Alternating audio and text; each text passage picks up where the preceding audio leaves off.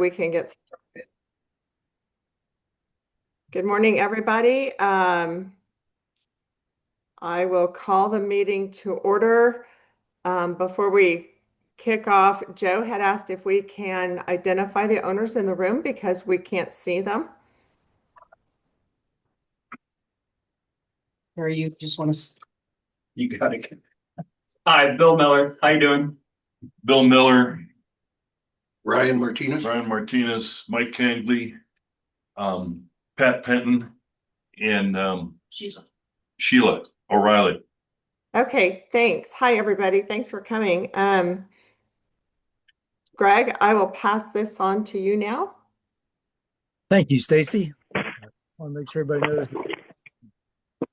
Hey, Greg, we can't hear you now. Is it just me? Can anybody else hear me? Now I can. Okay, cool. Just want to let you know that the meeting has been properly noticed and we do have a quorum. And secondly, board, we have some minutes, 9/4 and 9/29 meeting. If y'all would take a look at those and approve them. Greg, I'm sorry. I'd like for whoever's rattling around on their phone or laptop to go on mute, please, because it's interfering with our sound. Thank you. I move that we approve the minutes of 9/4 and 9/29. I second that motion. All in favor? Aye. Aye. Was no one opposed? It's always hard to tell on a call. Okay. That's great. Thank you, Greg. Welcome, Stacy. All right. Well, it's going to be a very full meeting, I think, today. We'll have an insurance update. As many owners know, our policies renewed on October 15th. So that was a lot of hard work to get that over the finish line. Details will be forthcoming. We're also going to be talking about a couple of projects planned for the property in 2026. Pinecone owners, one of these is specific to you, so you'll want to stay till the end of the meeting when we're talking about new business. We're also going to be voting on the budget today, and how that normally works is that we had our budget workshop last week where we went through it in detail and preliminarily made some decisions. Today, Joe will present the budget at not such a detailed level, but perhaps focusing on the things that were still open or that have changed. And then we'll have board discussion, and at that point, we will allow for owner discussion. I know that the short-term rental program is going to be a hot topic. So what I ask when people comment to keep this from becoming an 8-hour meeting, if someone has made your point, please just accept that that point has been made. If there is a new contribution to make, I will give speakers 2 minutes, and I will call on you to speak. What I would like when anybody comments on any part of the budget is to please say your name, the complex you live in, and how much time you spend on property each year, approximately, just to frame the conversation. And that's it. Let's get started with the meeting. We will begin with Trisha, who's our only board member in person, and we're happy you're there, Trisha. Thank you.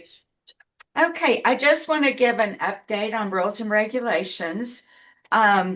Since June 1st, which is when we started building them, we've had a total of 32 violation notices. I'm pleased to report that all have been resolved but 2. We are actively working to resolve these issues and appreciate your patience. It does take time. It cannot be resolved quickly, So please be understanding as we address these two matters. I'm just going to go over the most frequent violations.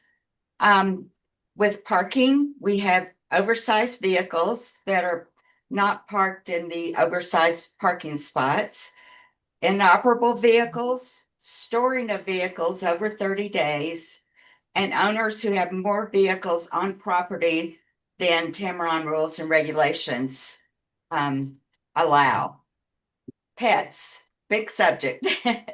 We have pets off leash, renters who have pets that are not service dogs, excessive barking, leaving pets unattended on a deck, and not picking up pet waste. This summer, we had a huge issue with a number of children and adults riding scooters on the property down the parking middle of the parking lot, which is extremely dangerous.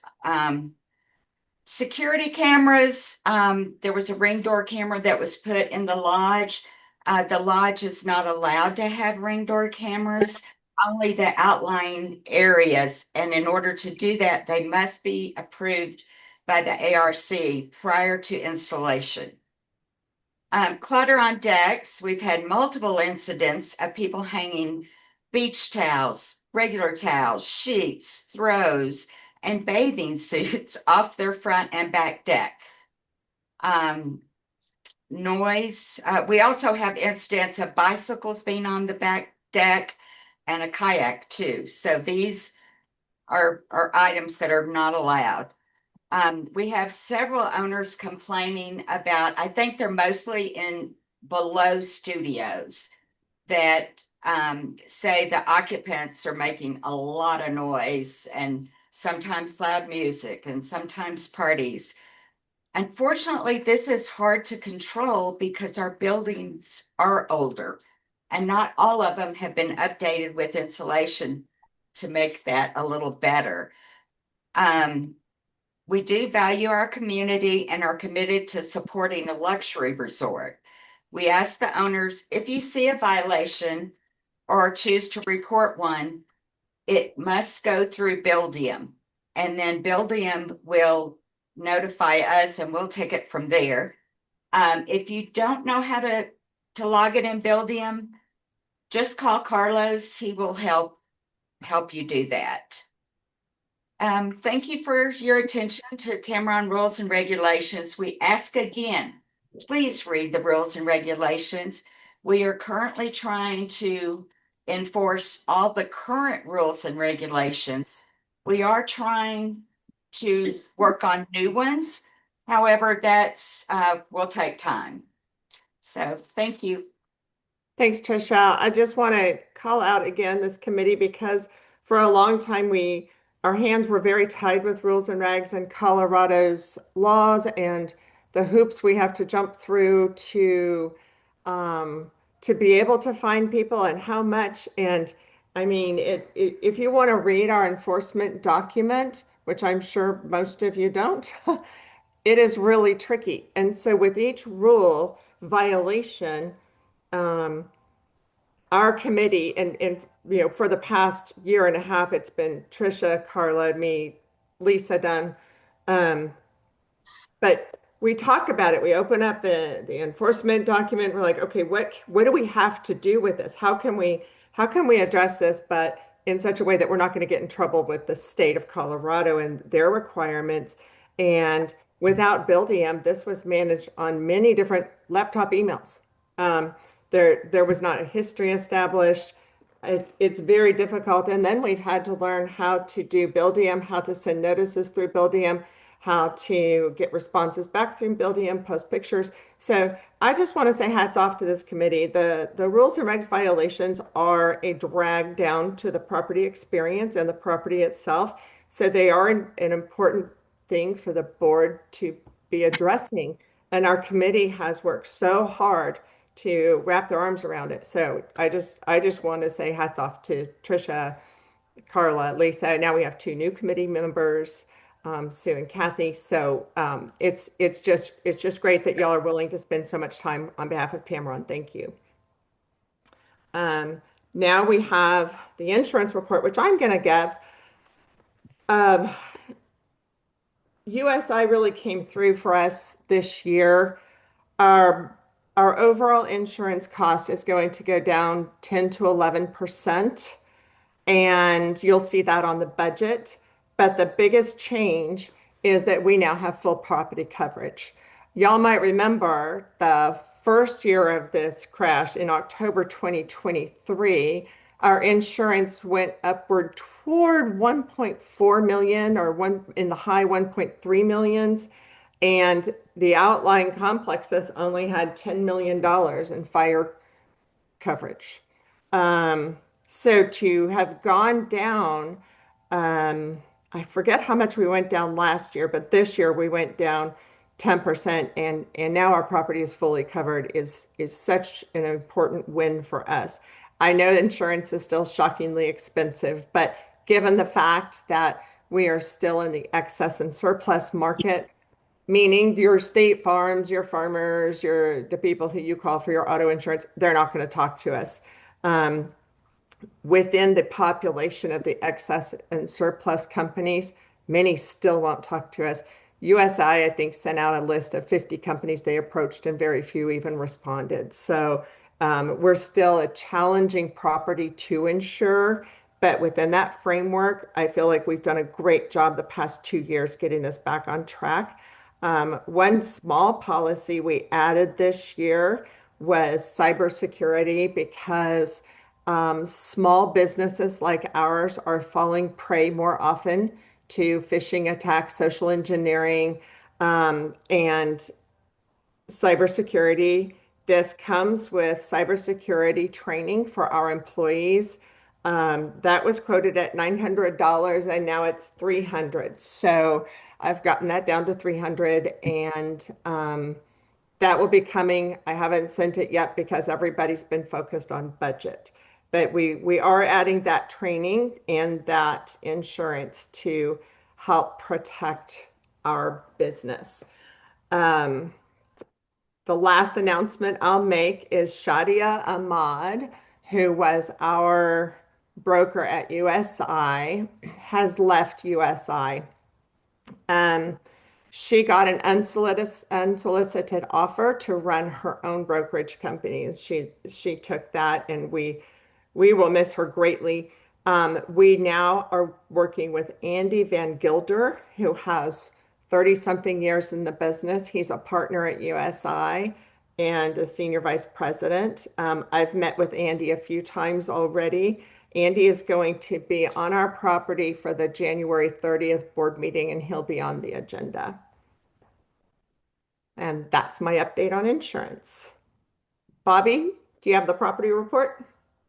Yeah. Hope everyone's doing well. I wanted to provide an update on the recent work completed on the property, including the fire system improvements, seasonal maintenance, and additional measures taken to prepare the property for winter. We just recently completed the fall preventative maintenance, the PMs, in the units that opted in. This included inspections of the HVAC systems, thermostat checks, filter replacements, battery replacements, and locks, smoke alarms, and general plumbing and fixture reviews in the units. Smoke and CO detectors were tested in the units. Everything is operating as it should in those units. These steps help ensure those units who opted in are ready for the colder season. Fox Valley Fire was on site to complete the testing of the sprinkler/pump systems on property. All pole stations, alarm panels, and smoke detection devices in those areas were checked. The system at High Point has now been fully wrapped up for the upgrade and confirmed to be all operational. All zones and communication circuits were tested, and any earlier alerts were cleared. The system is functioning as it should heading into the winter. In addition to the standard testing, we also completed fire mitigation work around the property. This season, this included removing overgrown trees, shrubs that have accumulated in areas identified as high risk. The trimming and removal work helps establish a safer buffer areas around the buildings to improve emergency access and reduces the amount of vegetation that could pose a fire hazard during dry conditions. This cleanup not only supports the fire safety, but also improves the overall appearance of the property. To further prepare for the winter, new heat tape was installed in areas that needed it where pipes were most vulnerable. Under unit heaters have been added. We're still working on those to help stabilize temperatures underneath the units in the riser closets where the water lines come in and the fire suppression systems are. These additions will help freeze-related issues, provide extra protection during the winter. Grounds team wrapped up the outdoor seasonal work. The sprinkler systems have been blown out and winterized. All irrigation system zones were checked and cleared. Seasonal debris is being removed. Walkways will be inspected and exterior lighting was reviewed. And light bulbs were changed to ensure everything was working properly. If any owners see any lights that are out that we may have missed, please let us know, since we're not here at night all the time. Common areas and mechanical rooms were inspected as well. Lighting, ventilation, and general housekeeping in these areas are all in good condition. There were no signs of leaks, and all building access points are functioning properly as temperatures drop. Winter is coming. Vendors are ready, including the snow removal is ready for the season when we get it, hopefully. Overall, the property is in good shape and no urgent issues were identified at the time. That's it.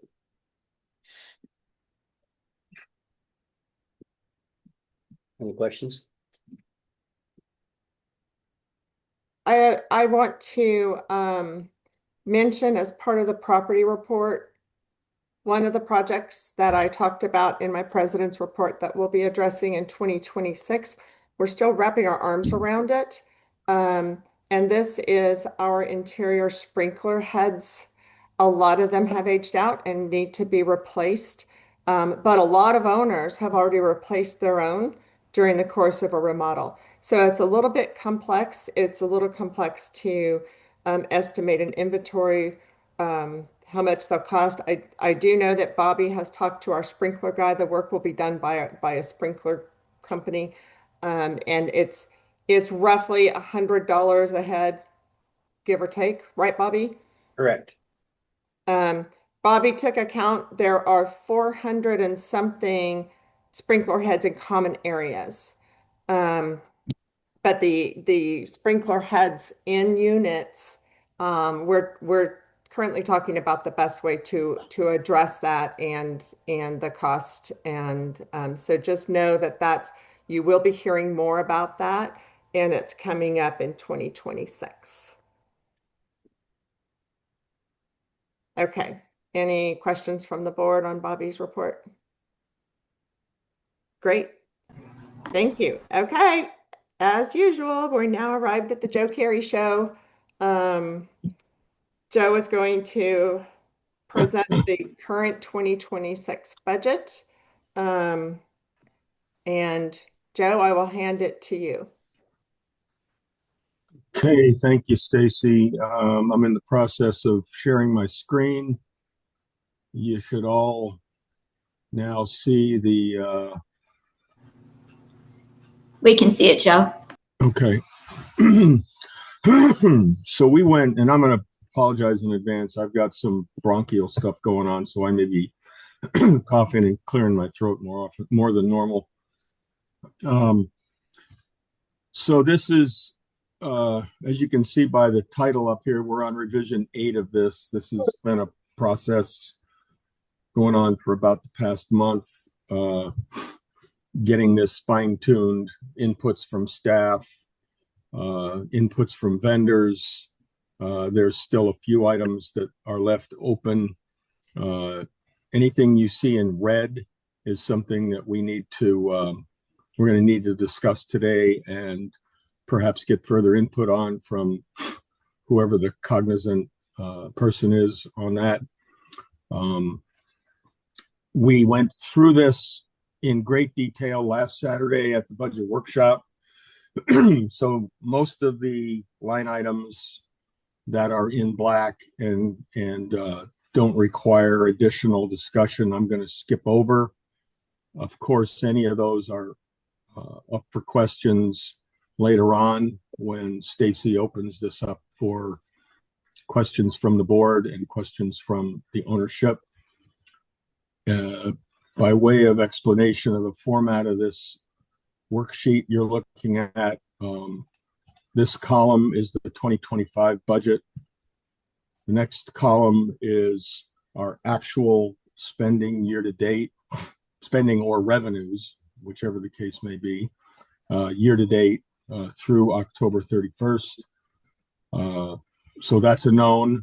What's an unknown, but we estimate it, is what we're going to spend November and December to finish the year. And then this column is the total estimated for the year. And then we use that to provoke thought and determine where we should be in terms of budget for any given line item for 2026. And that's this column. So I'll start by talking about the assessment fees billed to owners. We had a 5.9% general average across the board increase in that last year. As you can see, I've filled in the same number for 2025 and 2026.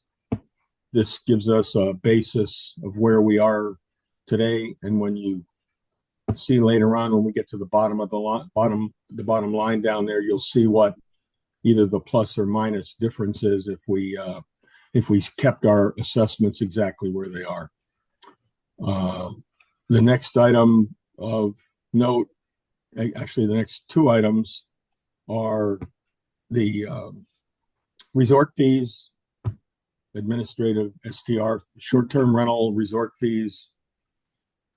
The current practice is to collect $31 from the renters per night on the rentals, and by contract, Glacier claims a portion of that, $28.84, I believe it is right at the moment.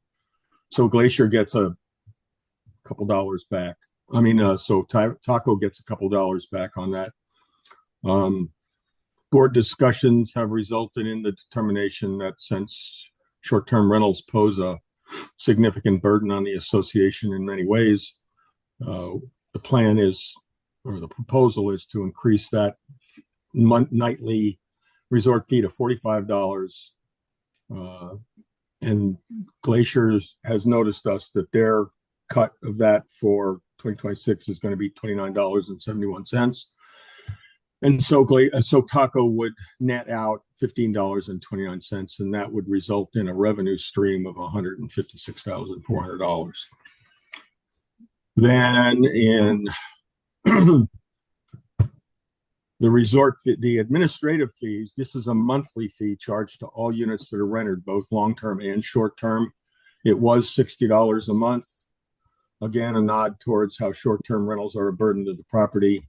The proposal is to increase that to $75 a month for short-term rentals and leave it at $60 a month for long-term rentals. That's it for revenue streams. Now we move on to expenses.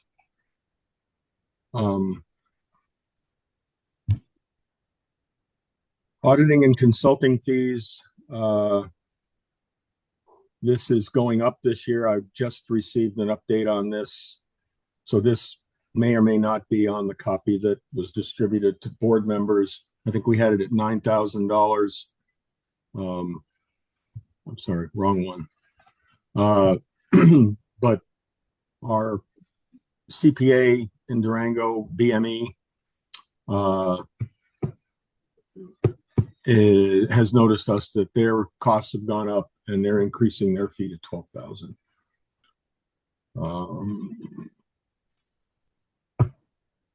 I had a note from the budget workshop that we did last Saturday that there was a possibility of some system upgrades.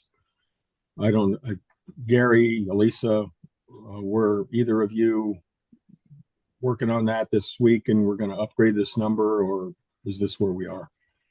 Was that with the computers that aren't able to get on? Neither of us have made any changes. I think that was in regards to the computers that can't be upgraded to Windows 11. I think so.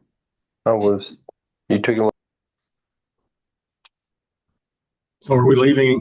Is the suggestion to leave it where it is, or do we need to increase that? I would leave it where it is. Yeah, leave it. Get that back to black since we've covered it. And I'll kick this one to black since we've covered it. Okay, personnel expenses. Stacy and Elisa worked hard on this. This is where we're at. Nothing to comment on there.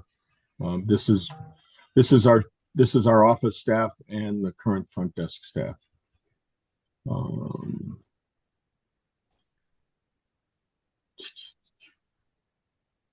Okay, operations. The 600 accounts are our building and grounds. This is largely managed by BHP. There are a couple of items that maintenance insurance on vehicles. We were looking for the new insurance rates for 2026. Elisa, did we get anywhere on that? She hasn't gotten them yet. I was just looking to see what the actual cost was last year. Part of we budgeted 45. We budgeted Right. 4,500, but we're only projected to spend 3,774. Is that real? It should be real. Part of those numbers are the fuel for the vehicles and any work that might need to be done. I was just going to look at the actual insurance cost. Sorry.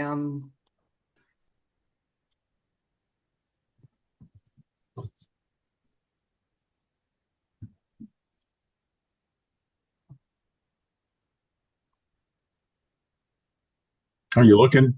Yeah. Okay, we can come back to it. No Why don't you keep pressure. looking? Yeah, why don't you keep looking? I'm going to leave it in red and we'll come back to it while you're looking. I'll move on to 676, fire mitigation around buildings. We budgeted 38,000 on this year, but we ended up spending a lot more. We all agree that it was money well spent because it helped us a great deal on our insurance costs, the way we're viewed by our insurance company in terms of trying to prevent wildfire from getting to and damaging our property. We plugged in 100,000 and Bobby was going to be getting estimates from Underwood. Did you make any progress on that, Bobby? Yeah. Underwood's, I got their bid. It's going to be right around 60,000. So what's your suggestion on this figure? Should we leave it at 100 to include your guys' work in cleaning up the fast fuels on the ground, or no? I'd leave it right where it's at. All right. Joe, I've got the insurance cost last year was 2,200. And so since we only spent 37, this gives us a cushion if the car insurance does go up. We also got new tires last year, which probably, I don't know, you think that was just a one-time? Tire? Yeah. Tires. Yeah. Yeah. Yeah, we shouldn't be buying tires every year. Yeah. No. So I think that's a fair number, if you all agree. Okay. Right, utilities. I'll just make a note, water and sewer, even though it's not marked in red, but item of interest. We budgeted 397,000. I believe that was an under budget. We should probably have budgeted about 420,000. And then the actual came out to 465. And this was primarily because we think, I mean, we have some empirical evidence on this, observations that we probably overwatered the landscape. We spent a lot of money on irrigation. My estimate is that we spent close to $100,000 on just irrigation water out of that 465 in 2025. So that's a lot. And we're going to address that, and you'll see that later on in the capital projects section just below, we have an item there that's going to help to address that. We'll talk about that there. So double whammy, we under budgeted and we overspent. So the new and the water company, Elba Creek Water Company, noticed us by contract that they were increasing the rates. They published the increased rates. I did an analysis of those rates and came up with a number that if we consumed the same amount of water in 2026 as we did in 2025, including all that irrigation water, our bill would be more like $490,000 total for the year. But we're planning on offsetting that, as the note says here, by replacing our old outdated sprinkler controllers with new weather smart irrigation controllers. And that's in the capital projects below.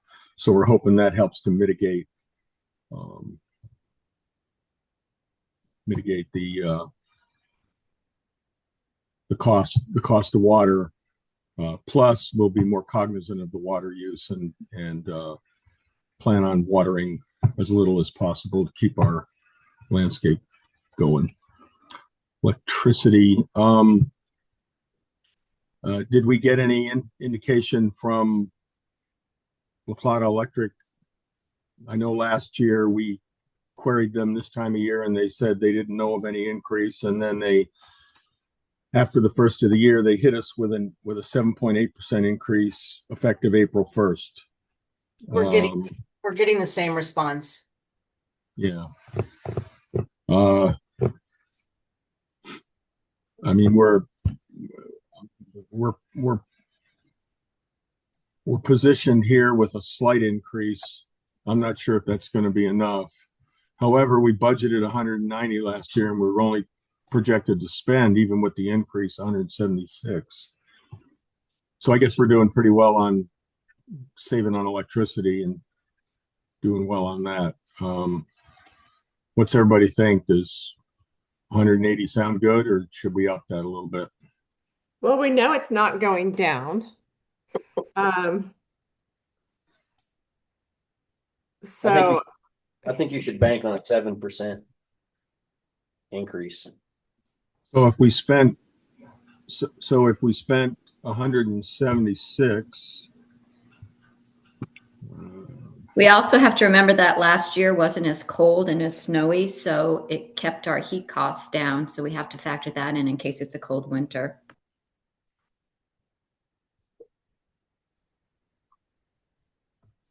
Well, I've got it if they increase at 7% again, notwithstanding what Cheryl just said, we should be looking at 189,000 as the budget. If they increase at the same amount they did last year, 7.8%. that seems like a reasonable assumption, but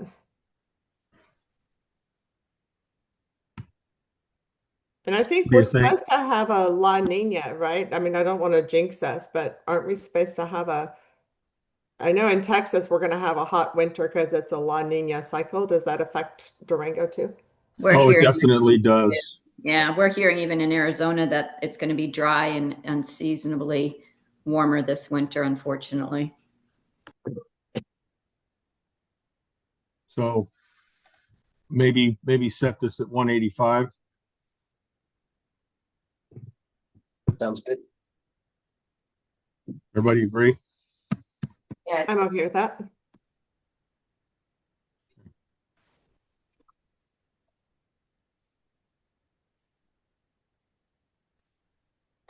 Whoop. Okay.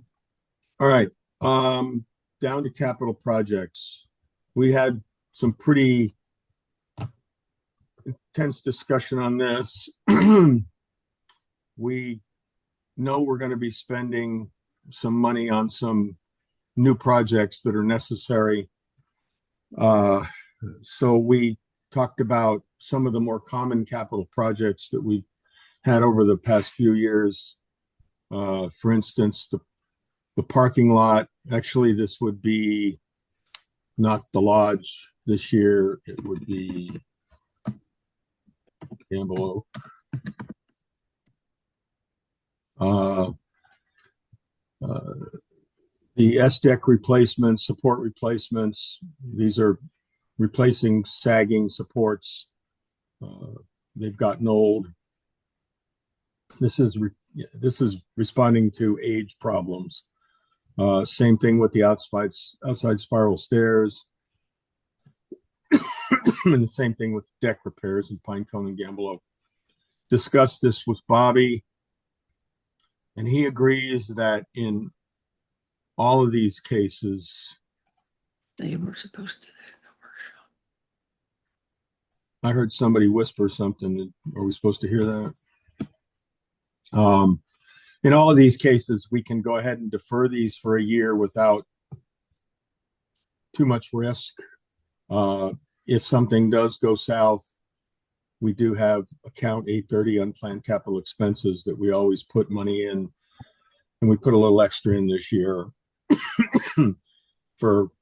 because you don't know what you don't know, and we can cover some things with that.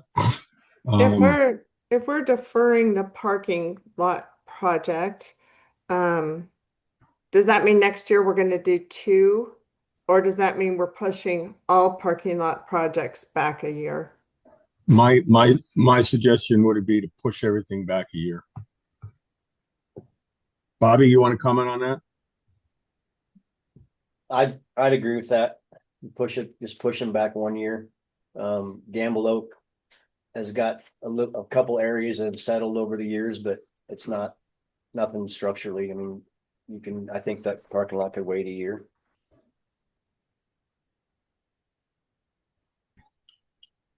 Okay. I'll note this one, the fire alarm system upgrade project. This is the contract we have with Durango Electric in cooperation with an agreement we made with the Durango Fire Department to upgrade our alarm systems, bring them up to speed. We were old, out of date, and in need of having remote notification of our alarms. We did High Point this year at a cost of $148,000. Next year, we're going to do both Pinecone and Gamble Oak at a cost of $299,500. All right, proposed capital projects. This one here is the upgrade to the irrigation controls. This is replacing all of our irrigation controllers to Weather Smart controllers. Bobby investigated the cost of materials and labor for that. So to spend, our best guess estimate is we can spend $11,000 to save $30,000. So we figure this is a good investment. Bobby, did you come up with a cost for that backflow device for the shop in Pinecone? It's going to be 1,600 and change.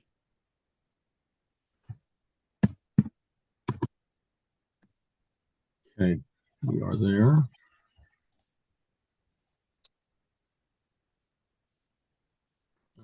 All right. This item is to look at the lodge, the inside plumbing, the inside cast iron drain waste vent plumbing in the lodge. We replace a lot of that year over year. So they're going to camera it, scope it, and give us an idea of what it would cost to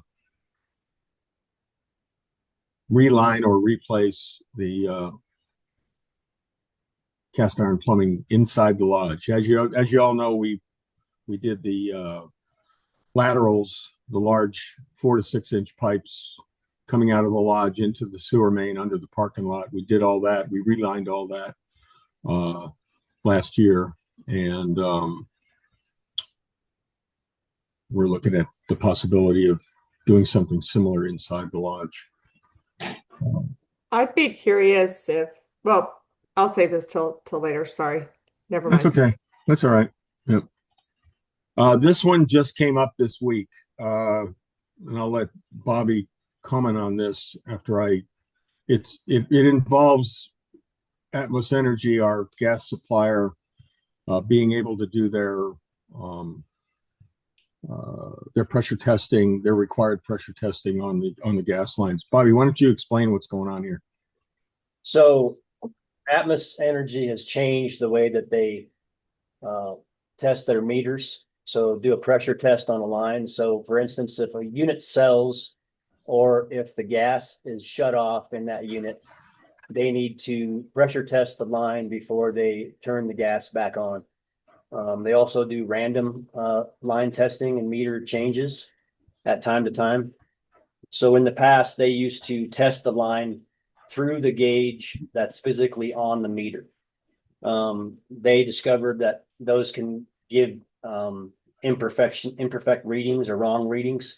So they've gone to a system where they have to spin the meter out, unhook it from the gas side, still leave it hooked up to the unit side, and they need some space on top of the meters to put their tool on to pressure test the line.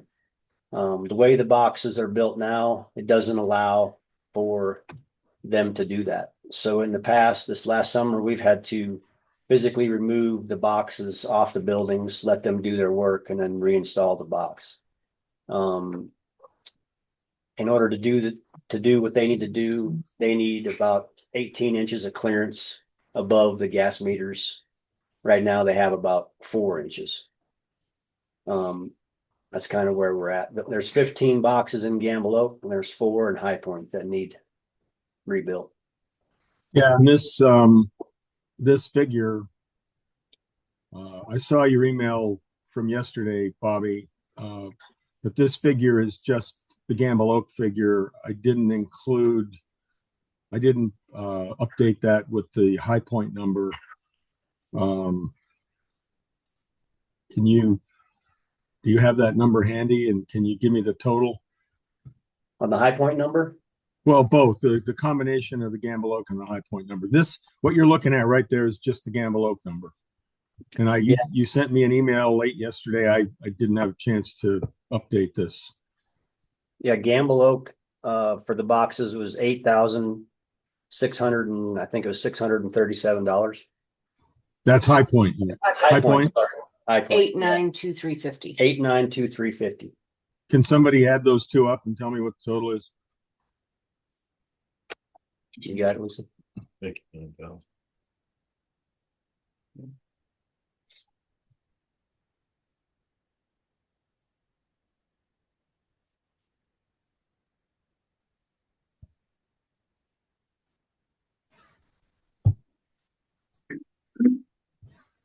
Somebody working on that? Yeah, but I'm not, now I'm confused at the 58,000. That's Gamble Oak. Is it 58.0? Joe, you can drop a formula in that number and just add 8,923.50. Well, I'm not going to put formulas in there. I've got 67,460. Yeah, that's all I need. 67460. All right, and this is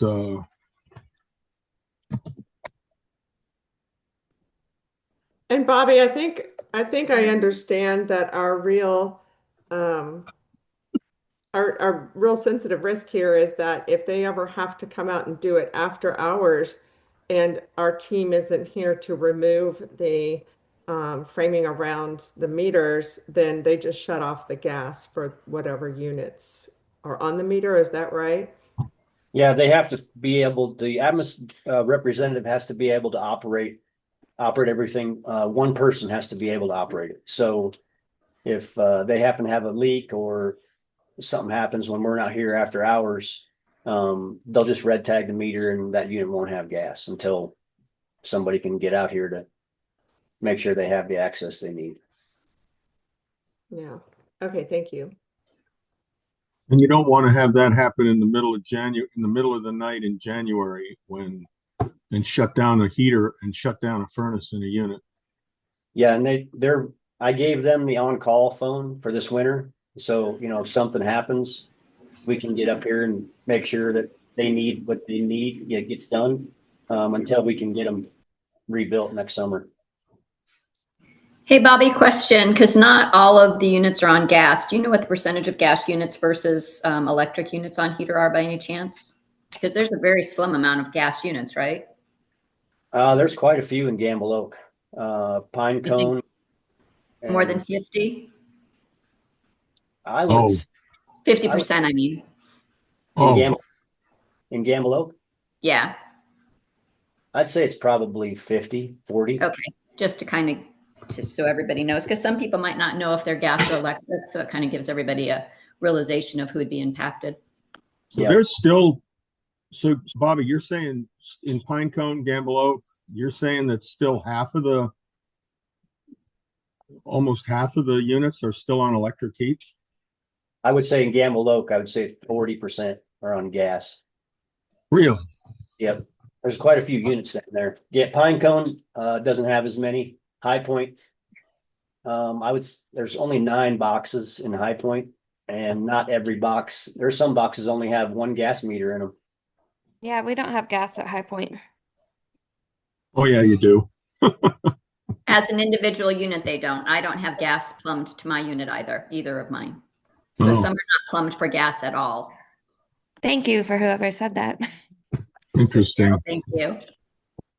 Joe, keep in Interesting. mind that in both Gamble Oak and Pinecone, the S units do not have gas service. So Right. Oh. Right. you're only looking at the A, B, and C units. Yeah. Okay. All right. I would have thought it was more than that, but okay. Okay. I'm gonna jump to permanent reserves and then jump back over here. So for 2026, here's our current balance in our reserves. Now we know we owe our reserves $60,000 because we borrowed that for a couple of items. And so our projected year end, if we pay that back by December 31st, in our reserves would be this amount. Then these are the revenue streams that we get from interest on our investments. One unit that we rent, one unit that the association owns, unit 114, that's rented, and we get rental revenue from that. And then capital contribution from sales. This is the 2 months of base assessments that new owners are charged when they close on a unit, and then that goes directly into reserves. And then we've plugged in a discretionary contribution to reserves of $100,000 into this budget. That's this. So that'd be the total contribution to reserves for 2026. And then that would be our balance in reserves at the end of the year, 2026, if we didn't take anything out. I want to point out that this is an effort to, especially this item here, is an effort to rebuild reserves after the last 3 years. We've drawn them down significantly.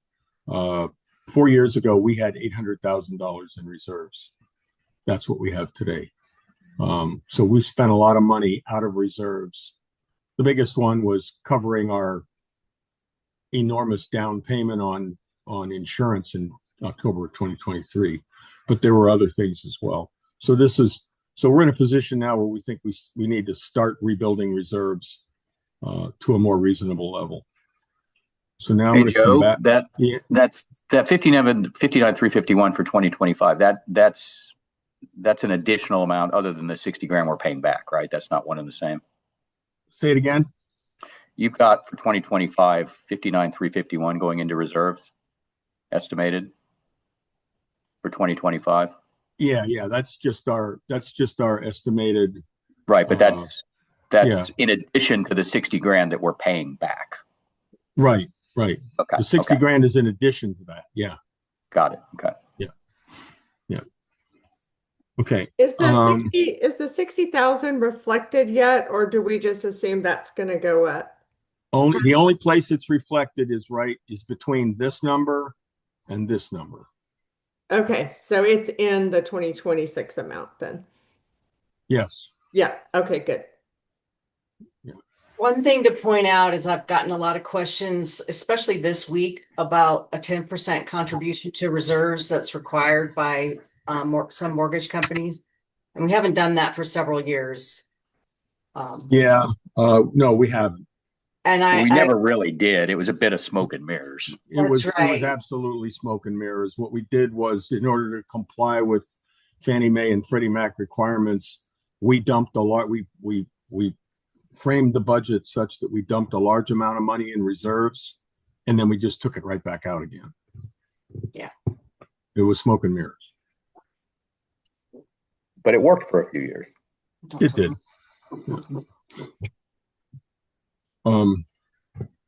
Okay, so there's that. And just for the record, I know we don't have everybody on the call, and I don't know who was asking about it. The chances of us ever hitting a 10% annual reserve deposit to meet Fannie Mae requirements are slim to none. Correct. This number here would have to equal 10% of our annual revenues. $340,000. Yes, $340,000.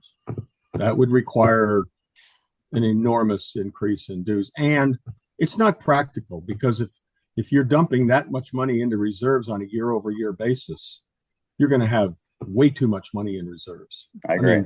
I know that's kind of sounds odd. You can't have too much money in reserves, but you can. I mean, if you're holding that much money in reserves, you're not putting the money to work. Okay. All right. So there you go. So now look at the bottom line. Right now, if we left the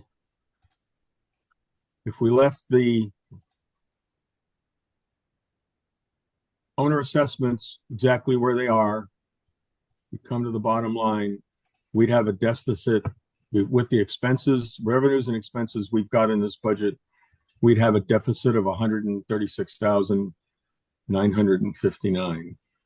And if I do a quick calculation on that, get back there to find that number.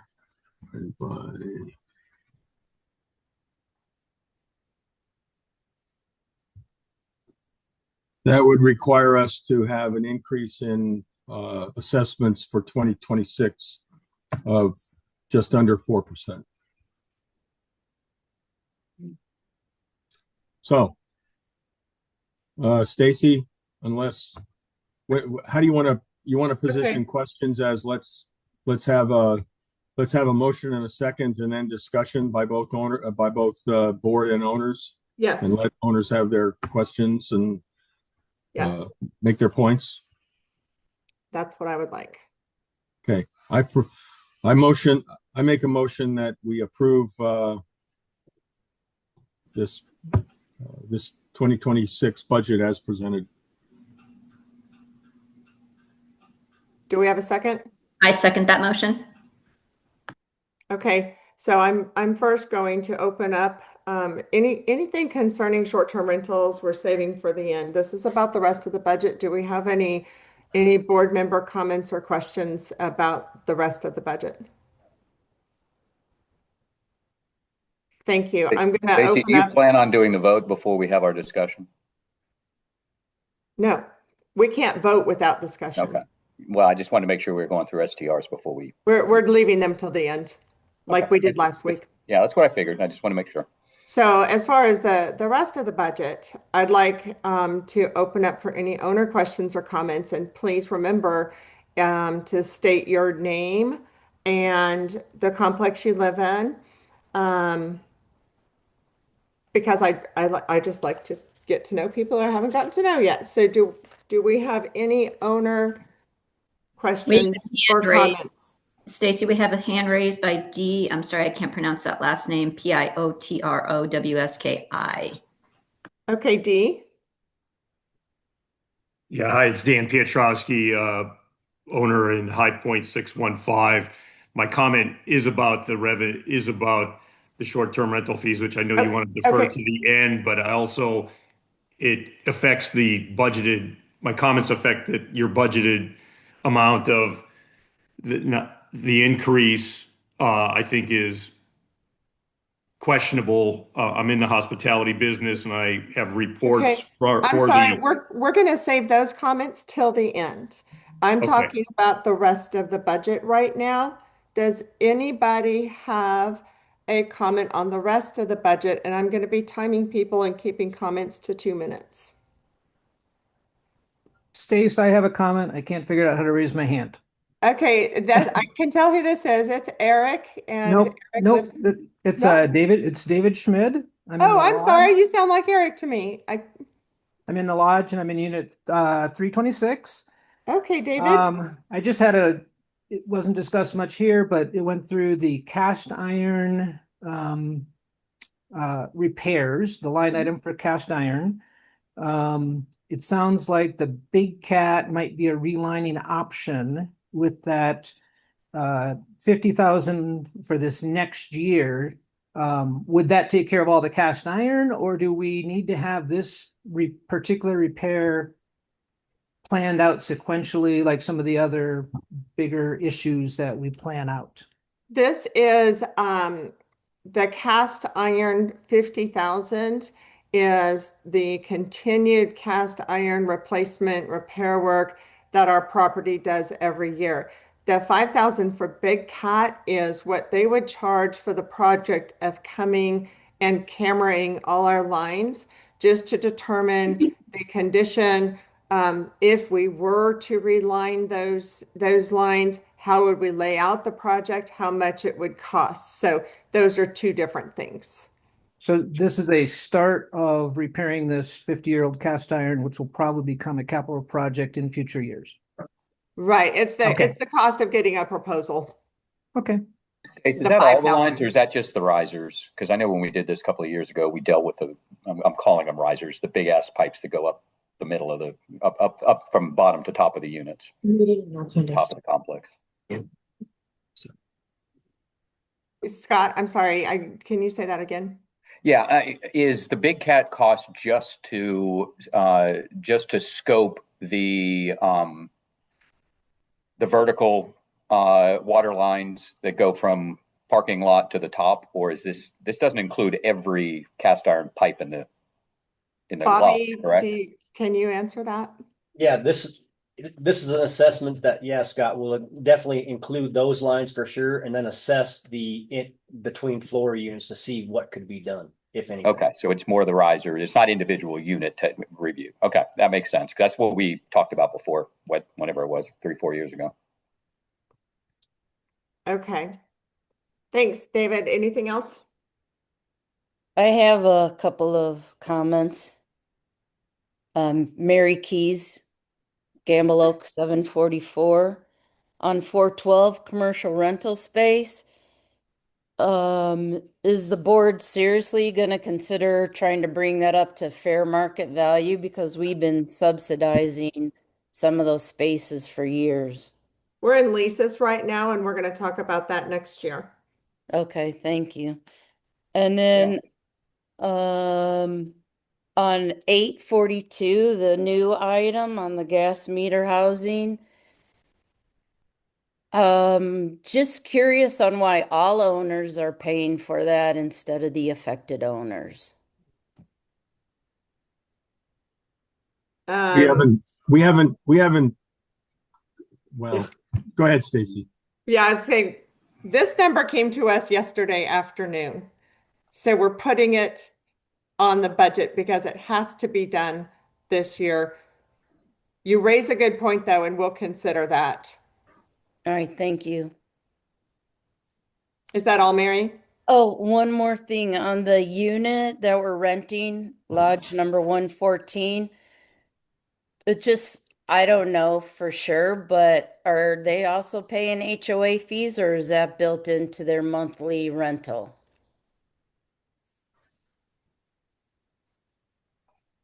The association owns that unit, so Yeah, that the would be the association would pay association the fees paying. technically. The association does not, owns the unit and does not pay HOA fees on it. Okay, does the owner pay then the electric? He pays the electric. Okay, so when our assessments are raised, do you raise the rent on that unit? That unit is also leased right now. We have a lease on it.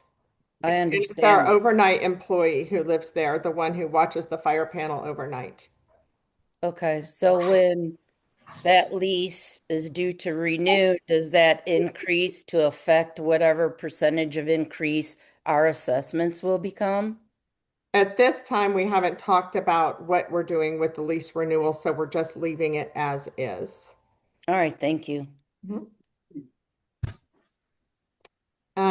I think what we can do is if you are online, since so many people are online, if you have a comment, put your name in chat. Do we have any comments from people in the room? Don't think so. Okay. This is, we have a question from Mills.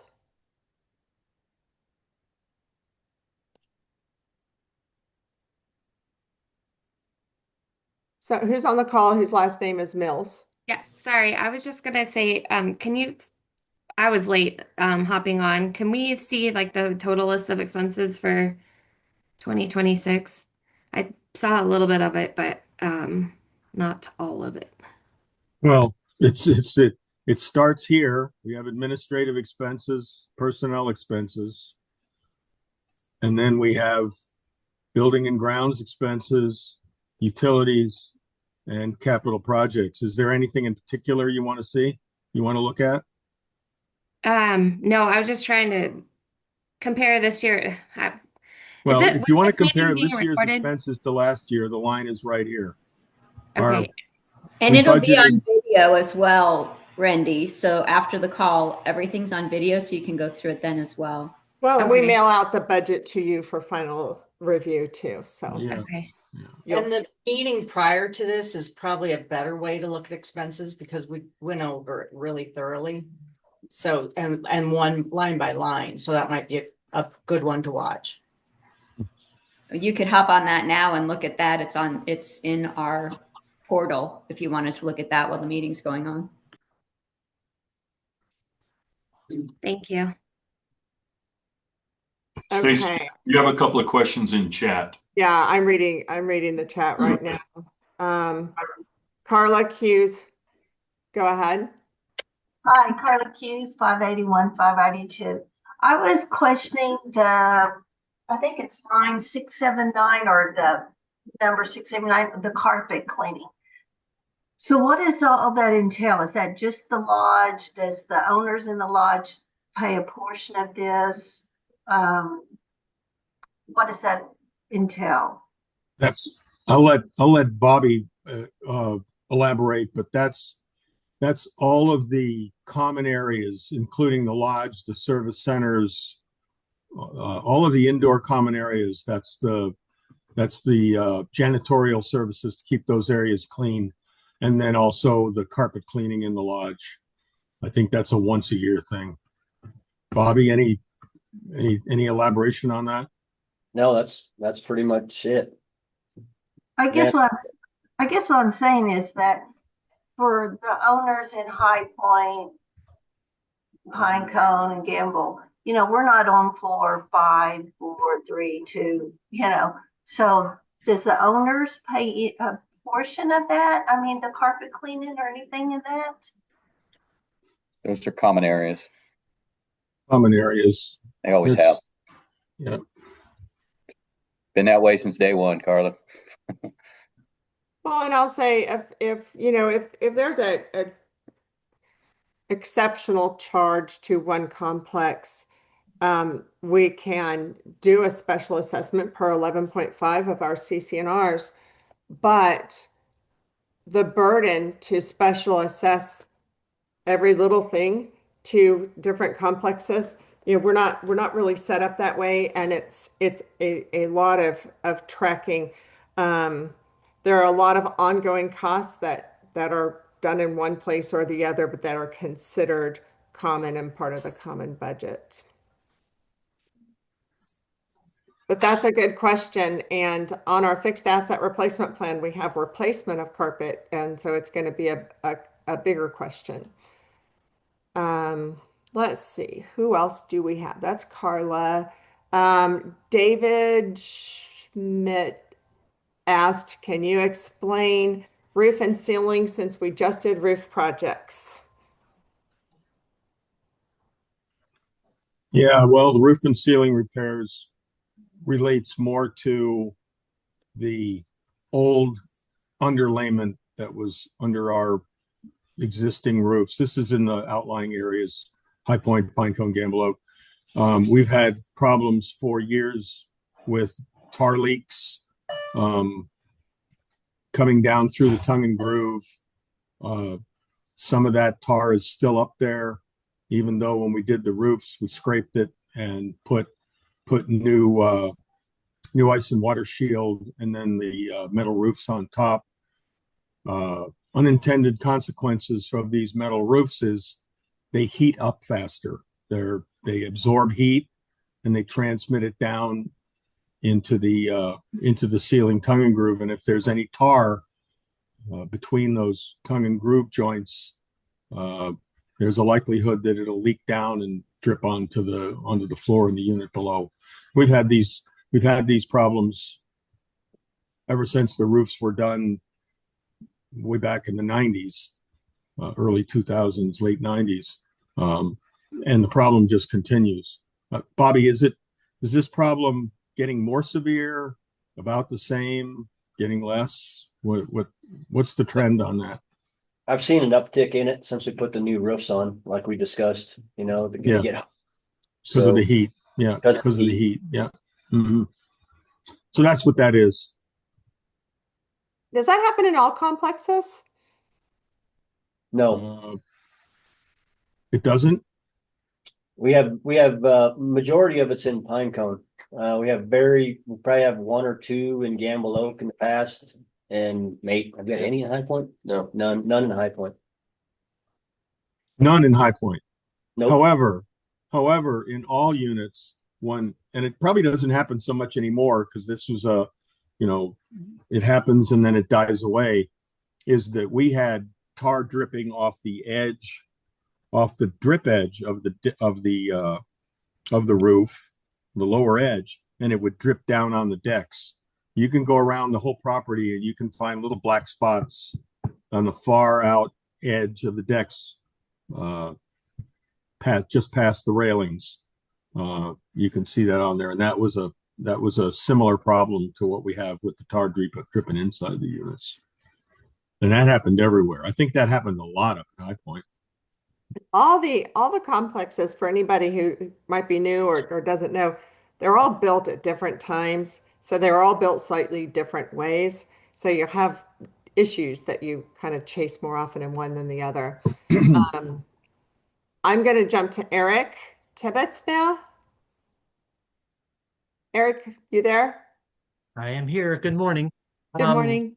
I just wanted to point out that in terms of our reserves and helping our reserves, we are now assessing a capital charge for any new buyer to help recover some of the costs associated with our $100 million infrastructure. We're charging 2 months. I know places where it's 18 months. I know where it's 12 months. In fact, I think Glacier is 12 months. My comment is I think 2 months is too low.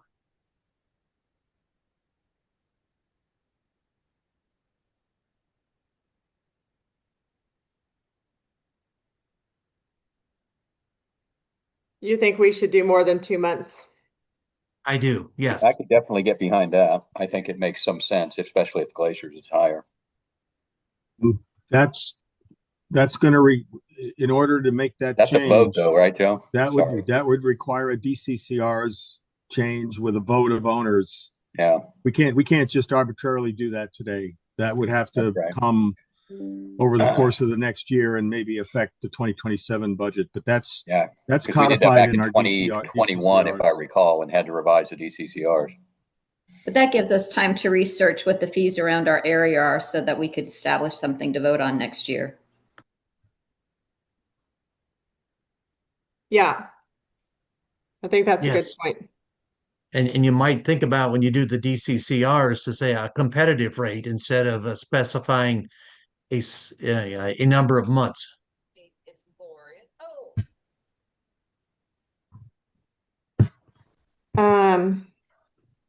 So yeah, let's look into that.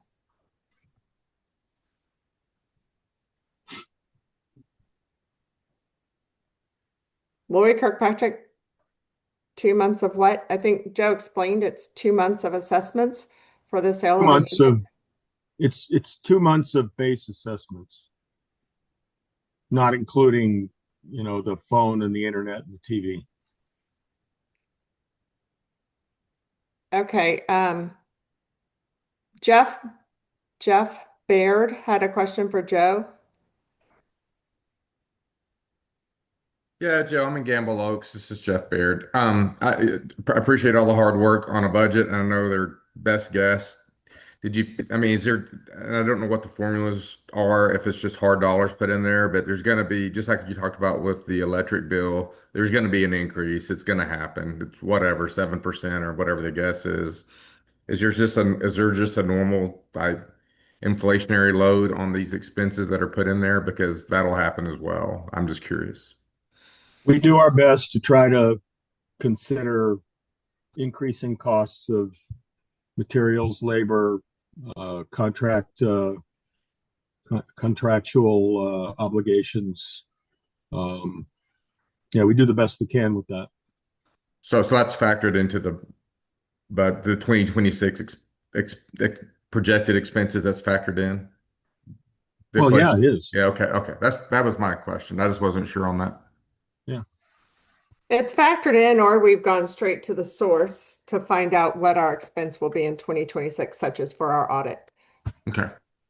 I mean, we discuss things like, there can be budget line items where we spent a lot one year because of unusual one-time things, but we wouldn't spend the same next year. So we wouldn't normally just kick that budget, say whatever we spent and kick it up 3-5%, whatever inflation is. No, we don't just do that. We factor in all of the considerations that could affect it.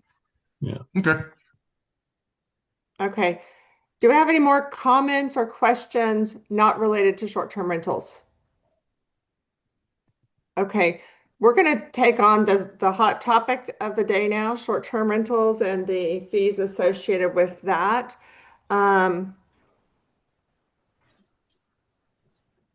Stacy, I did have one question really quick about the snow removal. So last year we budgeted 100,000, and I understand that snow seasons vary, but I think we only ended up spending like 36,000.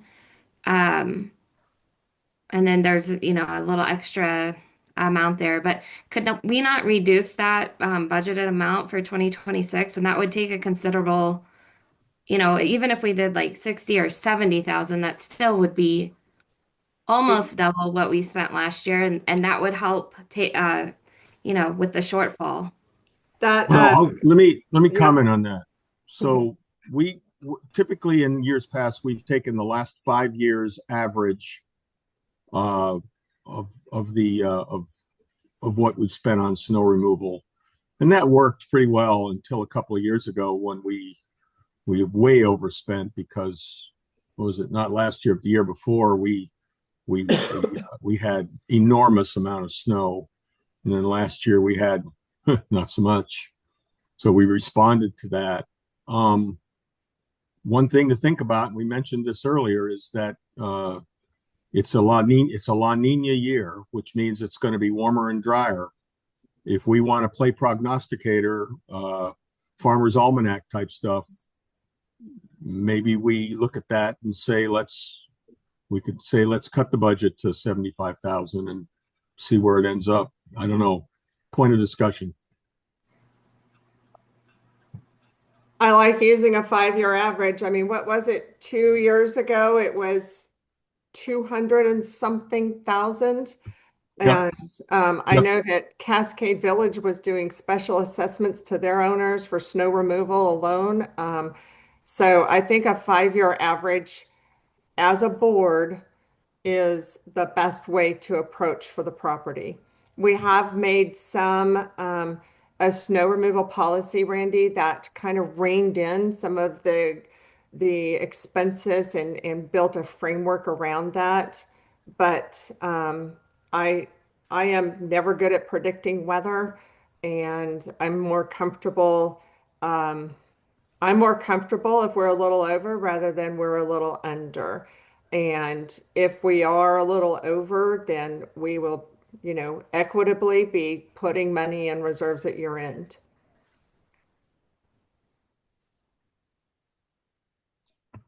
I think that was all for the non-short-term rental issue. I'm going to move us to the subject of short-term rentals. I spoke with Scott last night. Scott has a presentation for you guys that speaks to, I think, a lot of the thoughts on this. And then after Scott speaks, I'm going to speak just to summarize some of the points made in the meeting last week. This is all in an effort to bring us all forward to the same starting point, and also to not be here all day with discussion. So I'm going to say that if Scott raises the point, or if it's something I have raised in my summary, we don't need it raised again. It's out there for consideration. If you have something new to contribute, please drop your name in the chat, and please just put STR for your comment, and I will call on you and I will time you. But what I won't do is have a bunch of repeat comments saying the same thing. So, Scott. Stacy. I'm trying to share the right screen here. Oh, yeah, Joe. Excuse me, Stacy. Yes. Two questions. First of all, does Scott have something he's going to want to put up on the screen? It's on the screen from what I can see. Can you guys see it now? Okay, wait a minute. I'm going to stop sharing. Yeah. Okay, there we go. All right. Second question. Can we take a 5-minute break? Oh, absolutely. Yes. Thank you, Joe. Let's take a Thanks, 5-minute Joe. break. Casey, can you see the screen? Yeah. The short-term rental? Okay. I can. Right. We can see it too. Just making sure. Okay, see you guys in 5. Hang on. There you go. Okay. So I am going to take some time to discuss the short-term rental program in general. For those of you who did not attend the budget workshop, which is probably the vast majority of the people on this call outside of the board, because I was on the call, there weren't that many people on it. I would encourage you to go back and review that video. We record that for a reason. Most of my comments are reflective of the conversations that we had last week. So I just want to, make sure that, there's a reason why we record those. Please take advantage and review it, and encourage others too, if they have questions about it, to go back and review the recording. So for those of you who are not aware, I've been an owner there probably now going on 15 years. When I bought my properties, I bought them, with the intent on using them as, both second homes as well as investment potential rentals. When I bought my first property, I had bought it with the intention of doing some short-term rental to supplement expenses. Then I added a couple of lodge units, mainly so that I had backups in case mine were rented and I wanted to come stay. But those have been, short-term rentals since I bought them too. So I just wanted to frame that up so people kind of know where I'm coming from. I'm going to share a bunch of numbers here. Keep in mind that these numbers are estimates, approximate numbers. Currently today, we have, and this number varies, we've got approximately 145 short-term rentals. This came from an account that Gary provided to me. Keep in mind these ebb and flow, so it's, these will always change. About 39 of them are owned and managed individually, and about 106 are managed by property rental companies. Just to give some background on the 2025 budget, and it's a little bit of history on prior budgets. Year to date, we've had 8,900 room nights, give or take. We budget roughly 10,000 annual rental nights for the short-term properties. This does not include long-term. Currently, though, we are assessing a fee to the renters of $31 a night. Joe addressed this. That $31 a night is to cover the Glacier resort fee. Glacier pockets the vast majority of that money. We get $2.16 in 2025. And that goes up to $29.71, if I remember the number correctly, in 2026. From a historical perspective, this started back in, I believe, 2019, whenever we did the Glacier negotiations.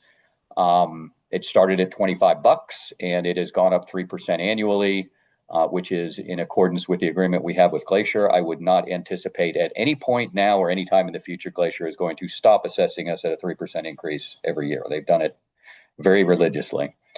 The end result of that is, while we collect an enormous amount of money, net to Taco is about 21 grand in the 2025 budget. So we're not keeping the vast majority of that in the Taco coffers. Historical perspective, as I mentioned, when we cut the deal with Glacier, they were charging a resort fee. We agreed to $25 a month. And I may not have the 100% of the history on this, but I believe we started back in 2019 at $30 assessed to the owners in the rental program per night. That increased. That went from 2019 to 2021. It increased to 35 in 2022, 40 in 2023. Is currently at $60, which started in 2024. And again, that is billed to anybody who has a rental unit monthly basis. It's billed to our HOA fees quarterly. So for example, in my case, each quarter for every unit that I own, that I rent, which at this point is 3, I get a bill of $180 a quarter. Ignore the number on the 160 rental units. I kind of tried to back into the math, but you will see that for the 2025 budget, we estimated $27,460 was going to be from the admin fees. That's the $2.16 times whatever the room nights are, and then admin fees, which is the $60. We budgeted $115,200. I'm going to go through. So what these are here is, this is a chart of average rents. One of the comments that came out of the budget workshop was our rents are low. So I asked specifically for some rent numbers, and this is from VRC. VRC is the largest rental management company. So this is probably the most accurate snapshot that we have. There's going to be variances, so I don't want to nitpick this, but you'll see kind of the range, and I put this in a spreadsheet just so it's easier to look at. But you'll see, the lodge ranged from 150 to 196. Small outliers, which are really the studio units and the 1-bedroom units out in the clusters. Those are small units, not the very large units. So I guess it's the A units. I don't necessarily have the lettering scheme down very well, but similar range, perhaps a little lower on the small outliers. And then the large units go from 293 to 396. But you'll notice they all flow the same, right? You've got, and here's the chart. You've got high seasons and low seasons. High seasons are, winter and summer, ski season and summer season. Low seasons are what do we call those? Not gap seasons. Shoulder seasons. So shoulder sucks, we lose revenue, nobody comes, and they're very low in rent, and that's been, that's just historically the case. We do get some uptick a little times sometimes in the fall for the colors, but this is across the board. One thing to keep in mind is, one thing that makes our property unique is the demographics that we serve. We have units as small as 491 square foot, 1-bedroom units in the lodge, to 3,000 square foot outliers in the clusters. And those have been that way. We've got, in my case, I've got 2 units combined in Gamble. Stacy, I think you had 3. Is that correct? When you were renting yours, yours is 3 units. So, I mean, we've got an enormous variety of properties to rent. So it's not just, like a hotel where we just have one type of unit. We've got a complete variety, which explains kind of the variance in the rents that we get based on the units themselves. So 2026 budget that Joe just went through. Again, assume a 10,000 rental nights. The Glacier increase is 29. I think when I did the math, it was 2972. I think Joe had 2971. Again, that changes our take home revenue without any changes. If we were sticking at the 31 is 12 grand. Now, what I did is lay out some potential revenue targets. If we raise the resort fee to 35, 40, or 45, and our budget that Joe laid out assumed a 45, that adds about at 45, $156,000 that would come back to Taco. If we were to decide to scale that back a bit to 40 or 35, would be roughly down 30% on each. So I point that out only because I don't know that the increase that's being proposed is necessarily a fair increase. I think it's a little extraordinary, and I wanted to kind of point out the differences if we had that. Joe's numbers, and again, don't quote on any of these numbers here, but Joe assumed in his budget roughly 130 STRs. Now his is a blended number, so keep in mind the math doesn't work out exactly because his number assumes both the long-term rental income as well as some assumptions around the new rental income. But the monthly rental assessments that we would see in the budget are the 156,000, which is basically 10,000 rental nights at the $15.25, and then the admin fee was the 127,000, which assumes an increase of $75 from $60 that we're currently paying monthly. One thing I want to point out is Joe's budget. I'm sorry, it's not an increase of $75 per month. It's not. I'm sorry, it goes from 60 to 75. Yeah, it's an increase of 50%. So it's roughly a 30% increase on the nightly and a 25% increase on the monthly, give or take. Can I throw in too these 130 numbers, the 130 STR, 14 LTR, and 5 new. Those came within the last 30 days from Elisa and Gary. Okay. So that's where I got those numbers from. I just didn't pull those out of thin air. Yeah. And that's as I kind of indicated, these are moving targets because people sell their units, people decide to rent that hadn't rented in the past, people pull them out of the rental program. So, this is never an exact science for us. It's a budgeting process that we try to get as close as we can. So for the 2026 budget, and this is really where I kind of want to get into more of the nuts and bolts of this. If I understood it correctly, Joe, all owners would see about a 5.9% assessment increase. I think that's pretty representative of inflationary. That was last year. That was last year. Okay. That was last year. This year we're just under. It's 4. under. You said 4. Okay. Yeah. The way the budget stands today, what I said before I went offline, is that if we left everything just as it is, it would be just under 4% across the board. Right. Okay. I recall you saying that. Okay. Yeah. I want to point out that the rental owners are being asked to absorb the 25% increase on the monthly fee and an approximate 30% increase on the resort fees, which has been represented as a pass-through to the renter, which to a degree it is. But I would submit to you that at the end of the day, every renter that rents any property, whether it's a hotel room or a VRBO or anything else, has a budget coming in. And that budget, ultimately will kind of play out and potentially reduce the nightly rental income to the owner of the property. So again, we don't know what that number is because it will vary by unit, but that is something that I think it's fair to point out. I also, a point of discussion, when I saw the amount going to reserves, it is very much in line with the amount that the renters are being asked to increase,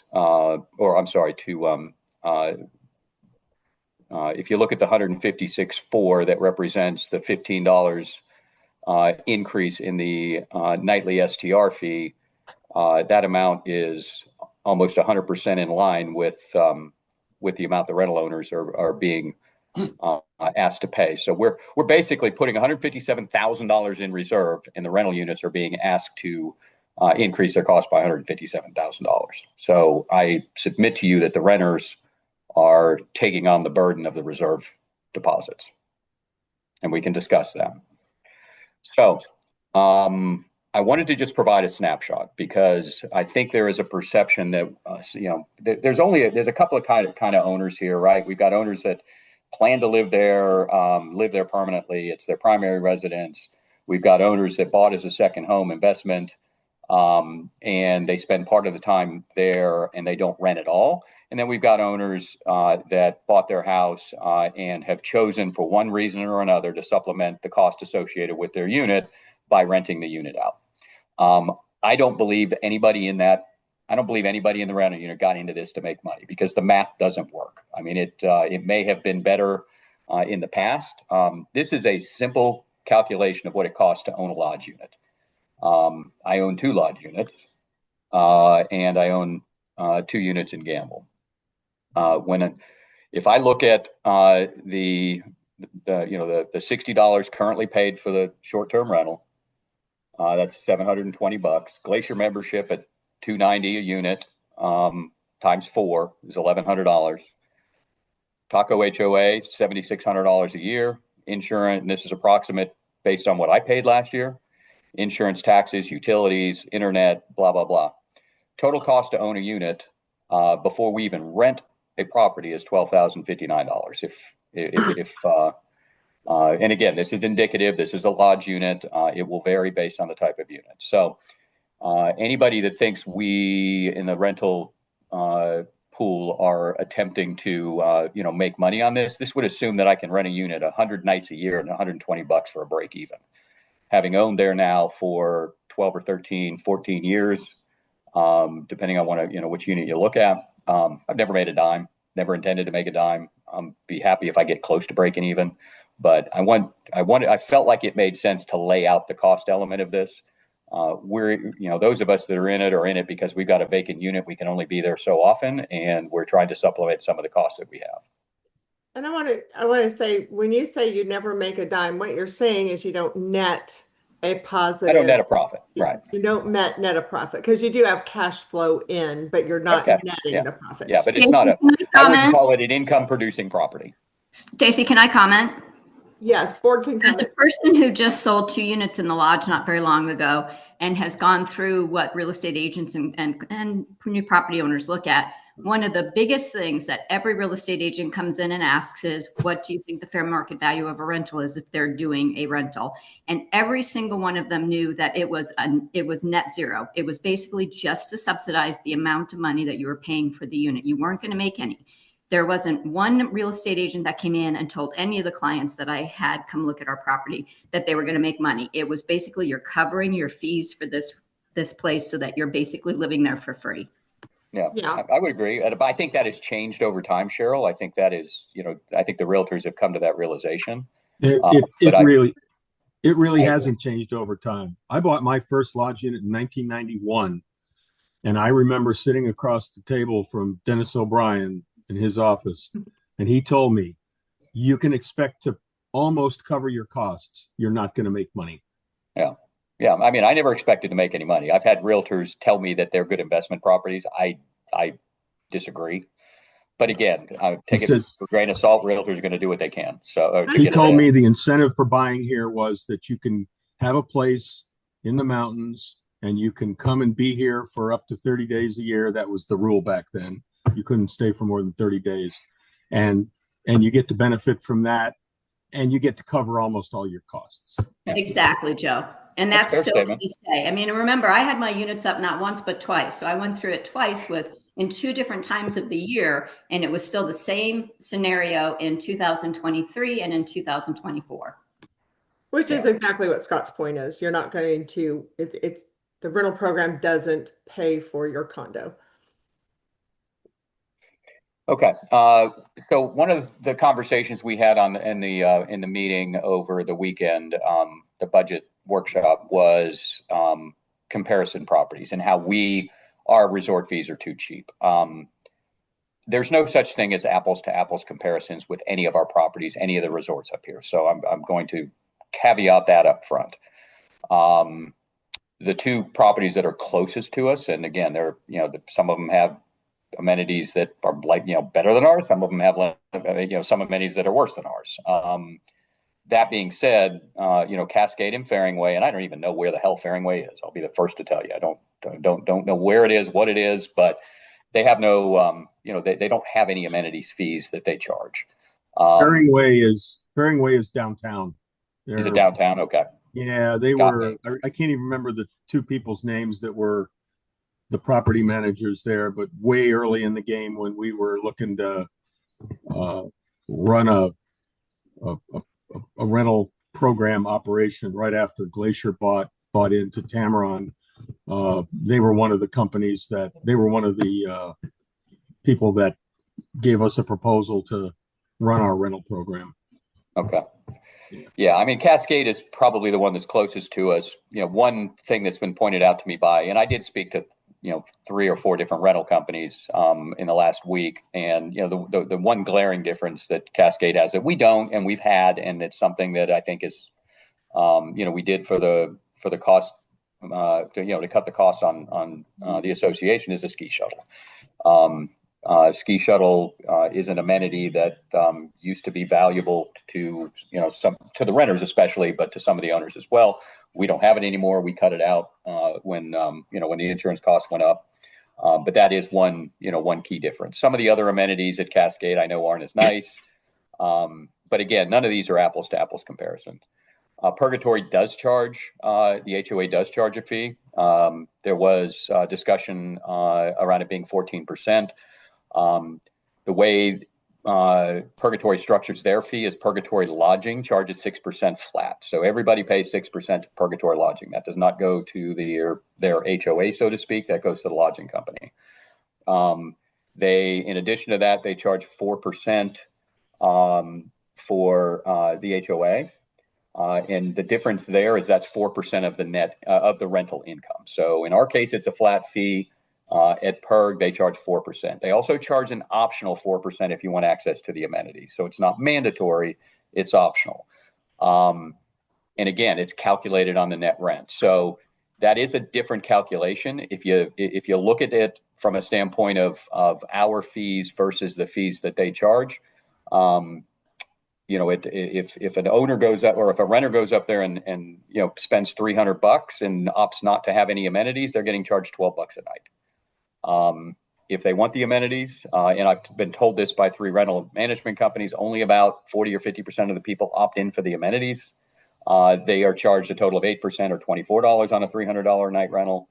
What gets them closer to our $45 if it's with that 14%, and they opt into with the Purgatory Lodging fee plus the 8%, meaning they've lodged in at a $300 price point, they're $42. So that's more the apples to apples from a cost perspective. But as I showed you earlier, our rents don't average out really in the $300 range very often. So just again, it's not apples to apples, because I would submit to you the Purgatory, they got multiple restaurants. There are other things that ski in, ski out, other things up there that make it different. It just, it's what was used in the comparison when we had the board workshop call. So I wanted to point that out because I honestly didn't know the difference and I had to do the research.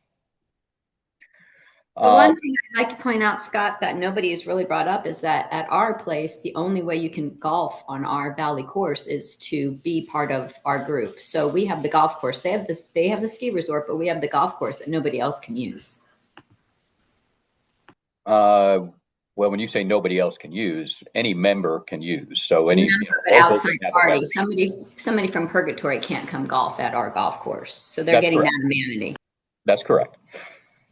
Yeah, and we don't have a good feel for what percentage of renters, use the golf course. Unfortunately, I wish we had a better feel for it. It's an amenity without a doubt, but not everybody golfs. Some people do come up to specifically golf, but I don't know that we have a good feel for that.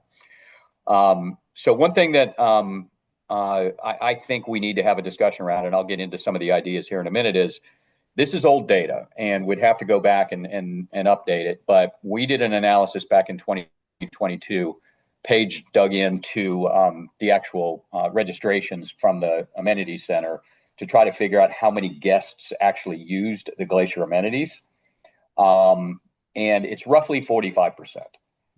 So again, this is from 2022. We went through June to October, counted up the number of guests we had in the rentals, tied that back to the number of guests that used the facilities, and it was 45%.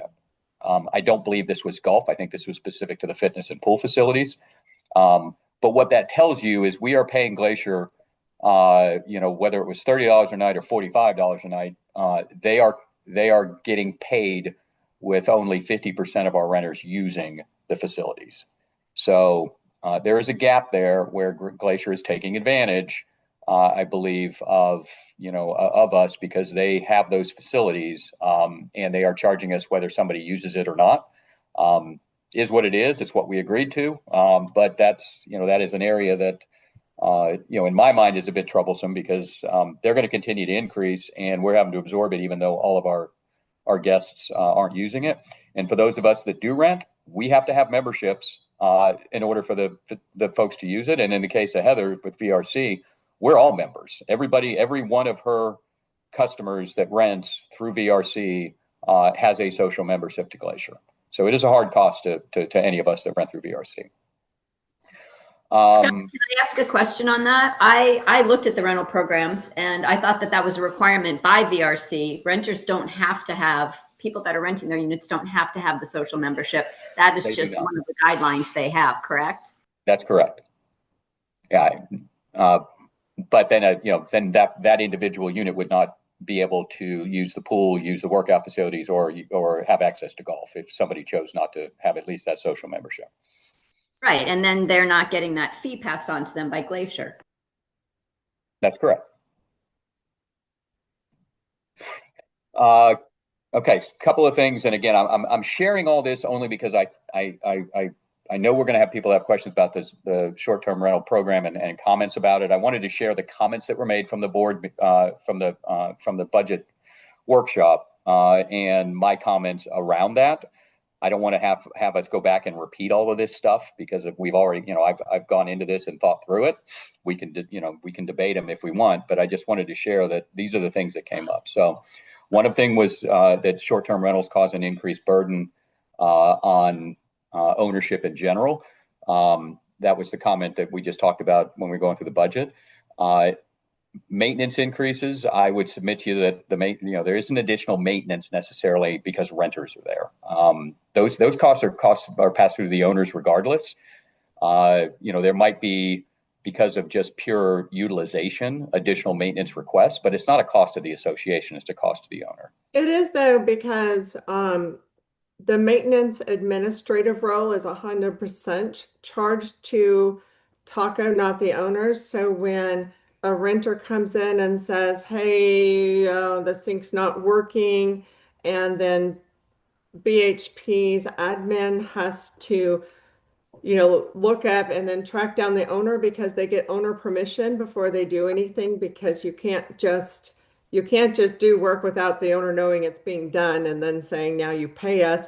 So all of the administrative work related to these, and it's not quantifiable. We don't have I agree. I understand. Tracked by the hour, but there is some direct maintenance cost borne by the association for the renter. I'll agree with that. Yeah, it's a small piece of it, but it's definitely there.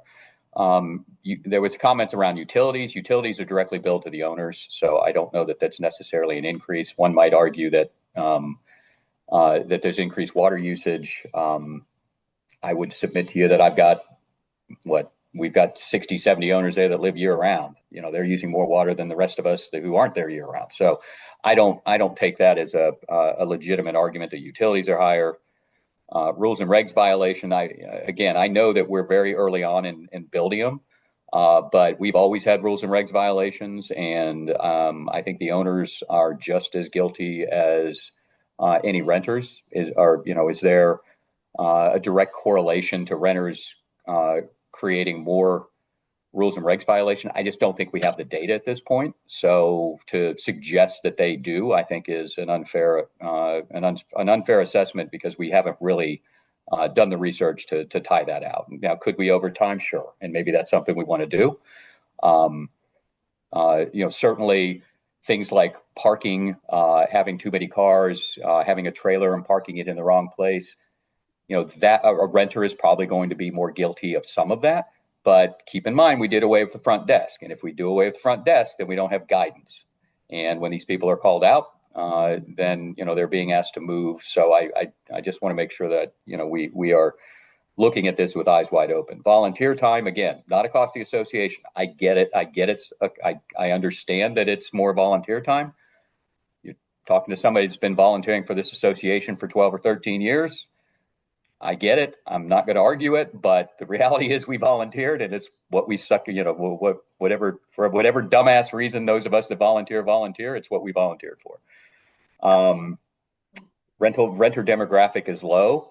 I don't necessarily agree with that. I think we get all types. We get all demographics because of the types of units that we have. We go from a small little lodge unit to a 3,000 square foot unit out in the clusters. We're going to get all demographics. That's one of the benefits. That's one of the things that makes us attractive. Property wear and tear, sure, there's probably going to be some wear and tear on the property because of renters, but I don't know that it's an incremental increase. We're going to have potentially more cars. Maybe there's some parking lot wear and tear. But again, I mean, I don't know that we've got a good way to back into that number, but that's the traffic certainly could add to it. One of the arguments I heard at least a dozen times was we have to maintain our 5-star status resort. Anybody that believes that Tamarron is a 5-star resort needs to go to the St. Regis, needs to go to Stein Eriksen, needs to go to Bachelor Gulch. We are not a 5-star resort. We will never be a 5-star resort. Those of you that think we are a 5-star resort have never been to a 5-star resort. Lower cost than hotels in town? Sure, we're lower. I totally get it, but we're not in downtown. We're not right there by the train. We don't have 70 restaurants to choose from. Well, that's probably an exaggeration because there ain't that many restaurants in Durango. But those are professionally run hotel chains that aren't going to be negotiable. That's not an apples to apples comparison. I get it. We're cheaper, but trust me, I rent hotel rooms in town all the time. I know what they cost. Lower cost than anything else. I don't think we're a viable comparison to Purgatory. I think we've got as I already mentioned, the dynamic that we have with the various types of units. We're going to have some that are lower, some that are equivalent. And then lastly, we have a restaurant. There's Mineshaft is there also. Our restaurant survives not because of the owners. It survives because of the renters. And that is an amenity that we have. It has been pointed out that we have that as an amenity. We have that amenity because we have a rental program. Because I can assure you, Cliffside does not survive with the money that the people that live there year-round spend. There's no way it can. So we have 2 restaurants, Scott. Remember, we have Prospector too. Yeah, I'm sorry. I kind of loop those two together. I always forget about the backside of that because I never go back to that part. All right, ideas. Look, I get that we need to raise revenue, but I don't think burdening the rental program with all the revenue we need to raise is fair. But I do think that there are some challenges having a rental program, and we need to think through what we can do to minimize that and address those challenges. And again, some of this is subject to the legalities of what we can and can't do. Our documents We do not have a rental program. Anybody that says Tamarron has a rental program is wrong. Tamarron does not have a rental program.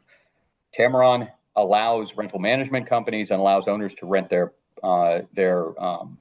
properties, and rental management companies assist those owners. And we've got, I don't know, 5, I think, rental management companies, and then we've got a bunch of owners that manage individually. We could see if we can come up with some kind of minimum nightly rental fee. Now that's tough, because how do I gauge a 491 square foot lodge 1-bedroom unit against an outlier? It would have to probably be square foot related. And then does that get us into where we're managing a rental program? I don't know legally if we can do that. Minimum number of nights. That's certainly a consideration. Maybe we put a 2 or 3 night minimum. Rules and regs compliance deposit. What I mean by that is there has been an argument that there's rules and regs violation by renters. Maybe we ask the STRs or the vacation management companies to put some kind of separate security deposit for rules and regs violations. We can't. I don't see a way where we can fine a rental management company. We do not have a contractual relationship with them. We do not want to have a contractual relationship with them. I don't think from a legal perspective, we could come up with some kind of agreement or an operating agreement or something like that to the extent our legal folks approve it. But perhaps having some kind of rules and regs compliant deposits on renters. We don't have a good feel for what private managers rent their properties for. So, when we talk about us being low, we don't know what the private owners are renting for.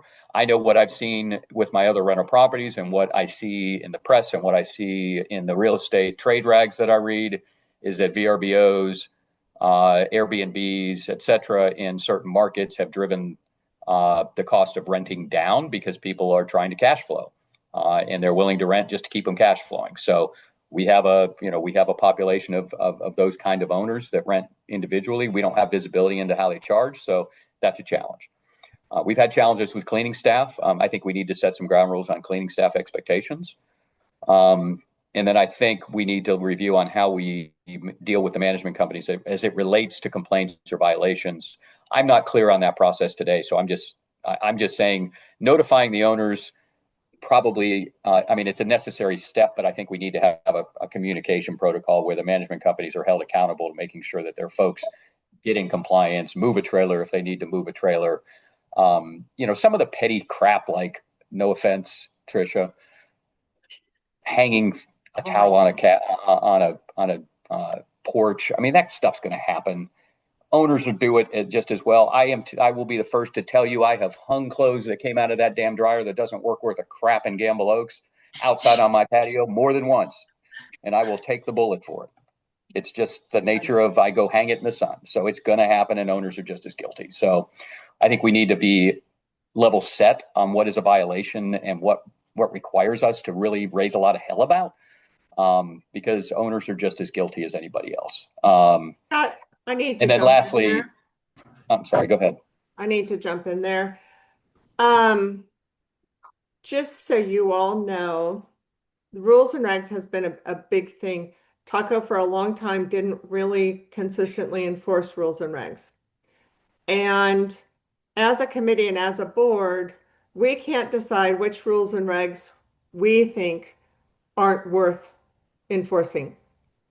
We can't cherry pick rules and regs. So if we have things on our rules and regs that we don't think are important, we need to rewrite our document. And that's something we've worked our way through, is which rules and regs do we treat, because the state of Colorado requires this to be treated differently as health and safety violations versus a general violation. But for a very long time, renters were hands off because they would check out and we knew it would go away when they checked out. And so you say there's no tracking of rules and regs, and I saw a comment, somebody asked, well, yes, now that there's Buildium, we really built out the rules and regs, as I said earlier in the meeting, in mid-July to August. So we're just now getting tracking on this, but we're not able to say, oh, well, that person has a clothesline and they're drying their laundry on their deck. That's probably okay, but this housekeeper has put sheets out all over the decks to dry. That's not okay. We have to Okay. enforce the rules and regs as they're written, if they're going to be a viable process for our association. And so I just wanted to correct that statement that we shouldn't enforce all of them because some of them aren't important. How we decide what's important is we rewrite the rules and regs and we drop the ones that aren't important to enforce. But right now, all we have is what the board has told us has to be enforced. So I Age-old just problem. feel I like mean, I have to defend our committee. uh-huh. Yeah. It's not that Tricia's being hyper vigilant. It's the process that we're required to carry forward with. I'm not picking on Tricia. It's a shitty job. Trust me. I've done it. We've all done it. Who've been on the board. I mean, it's not an easy thing, because there are abusers across the board, and there are some that just ignore the heck out of us. And I get it. I'm just saying that I've addressed it at the beginning. We don't have the data, and we need to just think through how we manage that on a go forward basis, because we haven't had it historically. And it is a thankless job, and I get it. Everybody that served on the committee, it's a thankless job. I totally understand. And then the last bullet item on here is negotiations with Glacier. I don't know if we'll ever get anywhere with Glacier, but right now we are charging a flat rate fee, which it's solely because that's what Glacier dictates to us. For somebody who rents their unit in a lodge and they get $70 for a night in September, having to give up $45 of that plus 30% to their rental management company, they're making $15. It doesn't make, there's some misalignment there. And, it is what it is. So anyway, I've taken enough time here. I didn't intend to take more than 30 minutes, but I did. So you're muted, Stace. I want to speak to one other thing, your second to last bullet point. Rules and regs, the state of Colorado, we enforce rules and regs through the owner, not through the property manager. It's the owner's relationship is the property manager, and the owner's the one who gets tagged with the violation. I need owners to understand too that we now have a fee for repeat violations. So if you have a renter who comes and does something, and then you have another renter who comes and does it, you'll get fined, flat fine, the second your second renter does it. And so it's really important that our property managers know that the rules and regulations at Tamron are important, and that owners will be fined for those things. And so that's why, Scott, we go through the owners, not the property managers. I totally understand why we do it. I guess what I'm saying is, if we want the problem cured quickly, I don't know that having to go through the owner every time is the most efficient way. I don't know what the fix is, but we need to hold the rental management companies accountable in some way, because they're the first line of attack and they're the ones that manage this. The owners likely know nothing about it. And so maybe you're asking that I don't know what the right answer is. I'm not suggesting that I have the answer. I'm just saying, if Heather's the fix, we got to call Heather. Well, I'd like to point out, if we're going to bring Heather up, I'd like to point out when somebody came into my unit with a master key and into the wrong unit and almost got attacked by my dog, Heather was like the last person I got a response from. She responded a couple of days later saying, I don't know what cleaning company was cleaning that. I can't help you. And again, that's no reason to pick on any individuals. I'm just saying the rental management companies have an obligation and a responsibility here, and that we need to solve for that. They do. And so this is where I'll bring up again, so we have to notify the owners, because we can't fine an owner for a repeat violation if they never even knew about the first one, right? Like they'd be like, wait, what? How did I get a repeat violation? So then what you're saying maybe is to consider, well, we also notify the property manager so they could just get it taken care of, I think is what a reasonable suggestion is. But that's when I, again, defend my volunteers' time.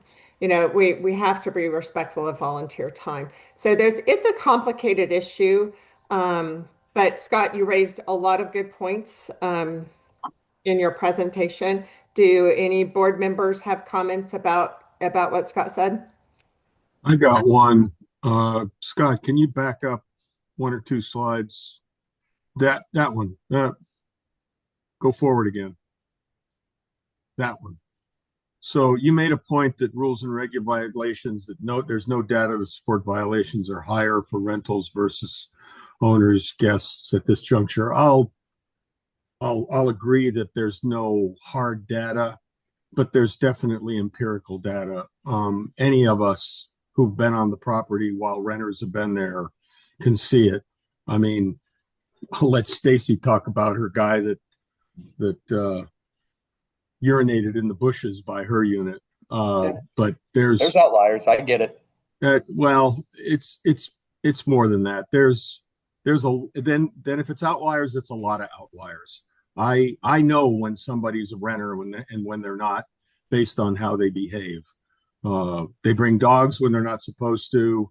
They ride scooters up and down the property, like Tricia mentioned, and they don't care about the property. They leave trash. I'm sorry, but there's renters do violate the rules and regulations, and more so than owners, because owners have a stake in the game, and they're, for the most part, owners try to take care of the property. Renters don't. Yeah, and I'd like to tell anybody who's relatively new to this type of discussion that for so long our everything at Tamron, whether anything was just in different people's emails on their laptops. And that's why we went with Buildium, so we can build records, build historical data. We're moving toward that, and it's a really good thing for our property. So any other board comments? I have one. Tricia. Tricia Layfield. I am a full-time owner and resident. I totally agree with the increase in fees for renters and owners who choose to rent. In our annual meeting this year in September, Shadia, our insurance representative, said numerous times that renters cost us more in insurance, and some insurance companies won't even speak to us because we rent. So as a full-time resident, I personally don't look kindly on paying extra for the burdens that are caused by renters and extra insurance. I don't care if it's 5 cents or $1,000. I don't feel that owners who choose not to rent have to pay this. And I know I have somebody that lives next door to me that rents all the time, and it's typically always a problem. There's noise, there's parties, there's parking issues. Like Joe said, completely, when renters are there because they don't act like homeowners who care about their property. Thank you, Tricia. I think now it's a good time for me to sum up the points that were made at last week's meeting. Just to catch everybody up.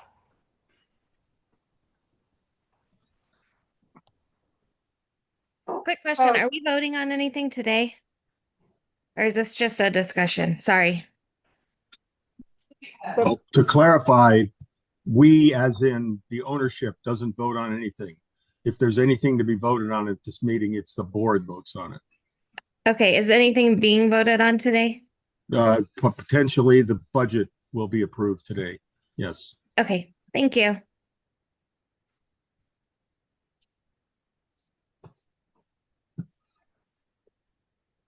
I'm going to give a little historical perspective too.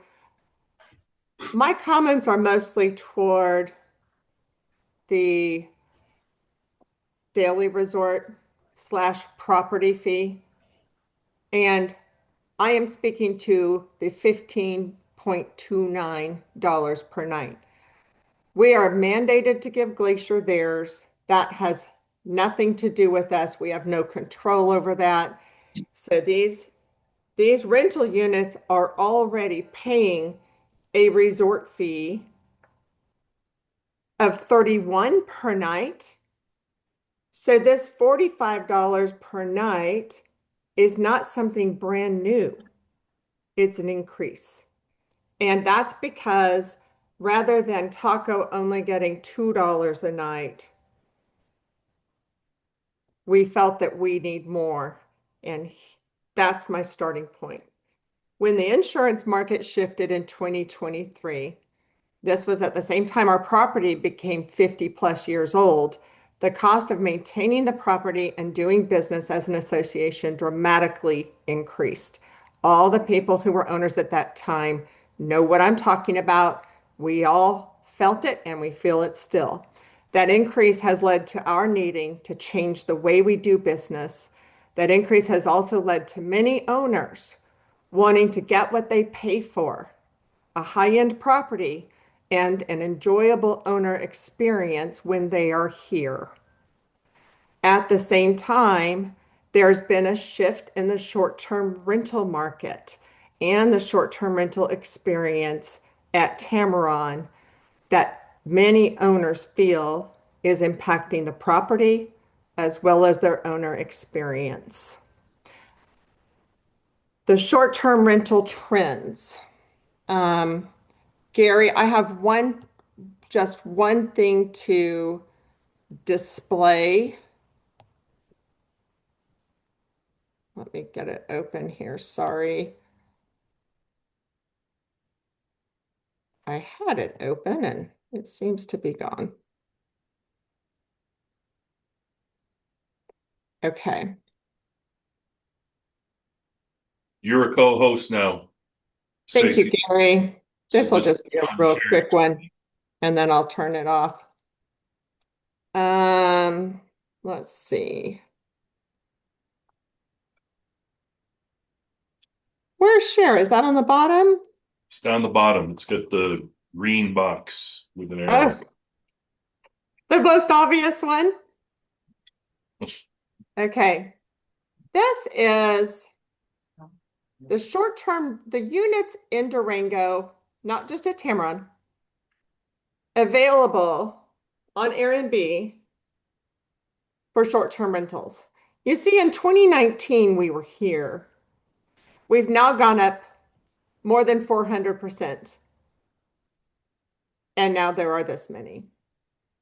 And Scott spoke to that in the workshop, and we all have heard it. COVID happened. Everybody went and bought a property thinking, yay, I get to work remotely. And then they had to go back to the office and they're not using their property. So they put it for short-term rentals and you can just see the trend up, up, and up. So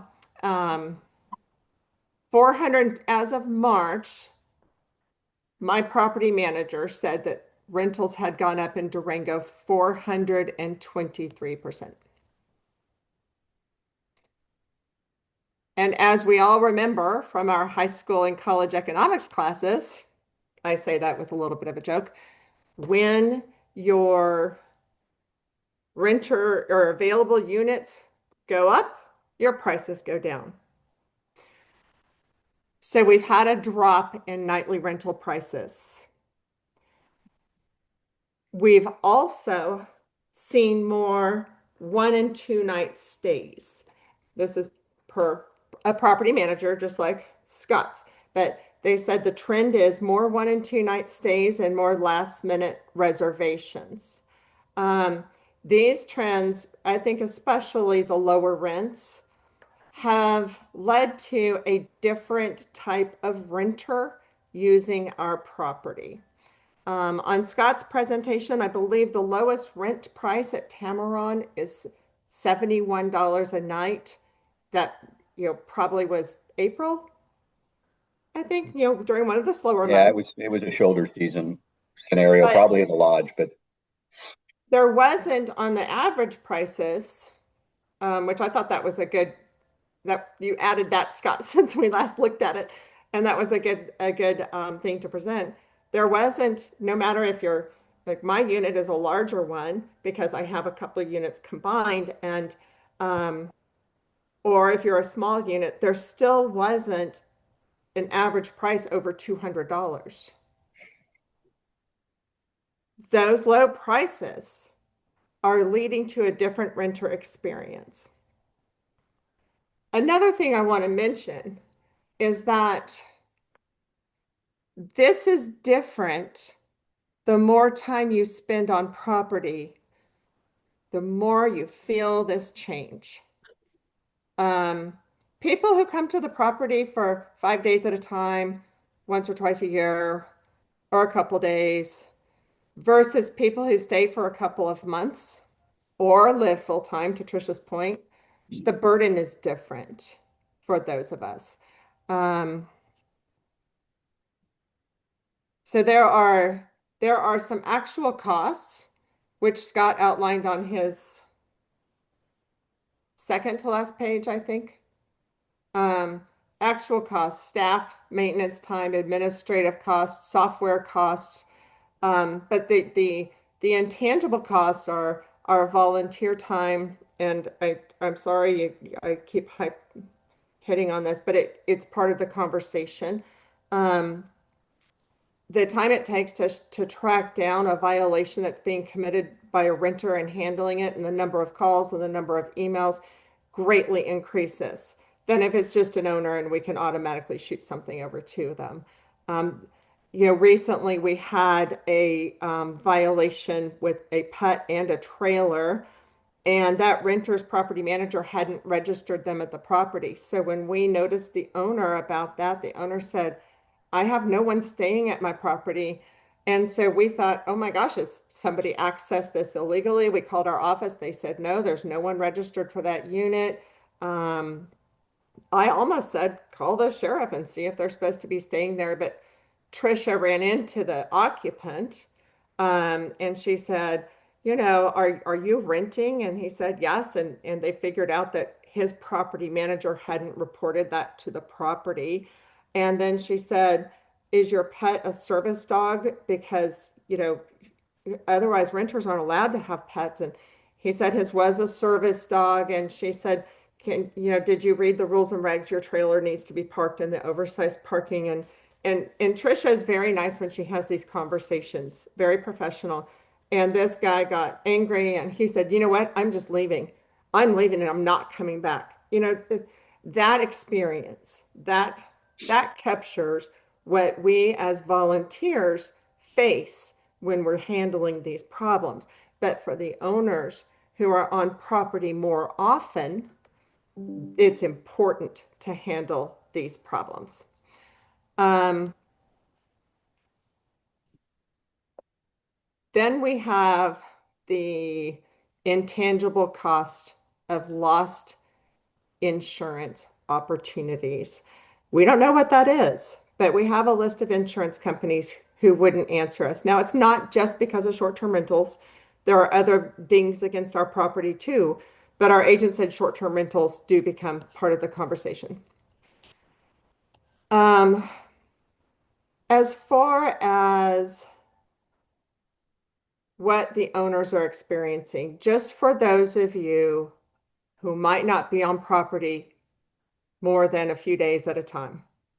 These are examples, and most of these happened when I was on property in August and September. A renter urinating in the bushes next to the front steps of his condo. Renter smoking and throwing cigarettes into the bushes. Wouldn't our insurance company love that? Renter urinating off the back deck of his condo. We've talked about this. Kids riding electric scooters in the parking lot. Who would be sued if they got injured? We would. The association. Too many cars per rental condo. You think that's not a big deal until you have to park way further across the parking lot and unload your groceries because the condo next to you has 3 cars worth of people. Large trailers not reserved or parked in oversized parking. Pets, we've talked about. Housekeeping, drying bath mats on the front decks. Housekeeping, drying laundry. Housekeeping, staying in units without permission. And noise. And you might think, oh, that drying of bath mat on the front deck, no big deal. But if Julie Glenn is showing a condo for sale next door, and if I'm looking at it, I walk up and there are bath mats drying on the front deck, That's going to leave me an impression.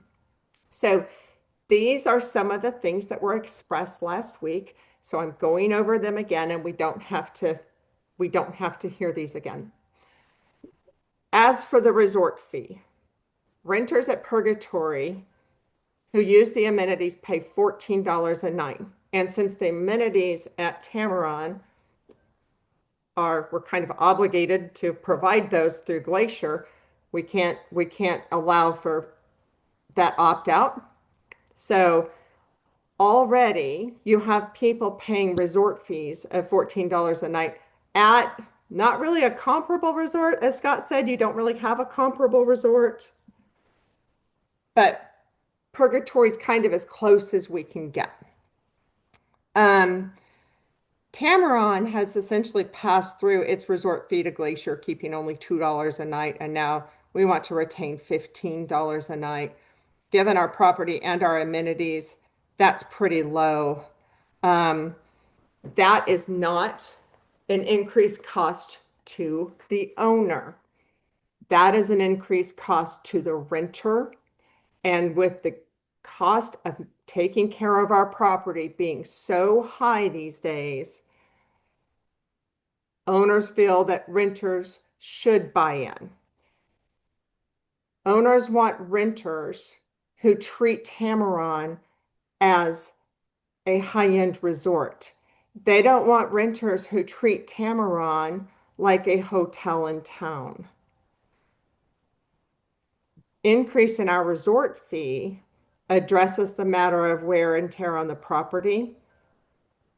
It brings in a class of renters who are willing to pay a little bit more to get a little bit more, and therefore helps with our owner experience. Another message that came through, we don't want to be the cheapest show in town. So that is a summary, kind of high level of the extended discussions last week. And do we have any board comments? The only thing I would say, Stacy, is, and again, I was on the call, so I respect everything that you added. You know, a lot of this is speculation and assumption that, you know, we need to do the research on some of this. I agree wholeheartedly with the cleaning, you know, with holding cleaning folks accountable. I agree that, you know, renters do cause some level of burden. I don't know that we have a dollar amount that's commensurate to really address that. We are already and have been now for 6 years paying more than any other owner by paying the, you know, the nightly fees, which have been supplementing insurance before insurance increased. So, you know, I just want to make it clear that the folks in the rental pool have already been absorbing a good chunk of the burden by being in the rental pool. And to suggest, and I'm not pointing fingers at you, but to suggest that the rental pool isn't aware or hasn't been participating is just wrong. We have been from the beginning.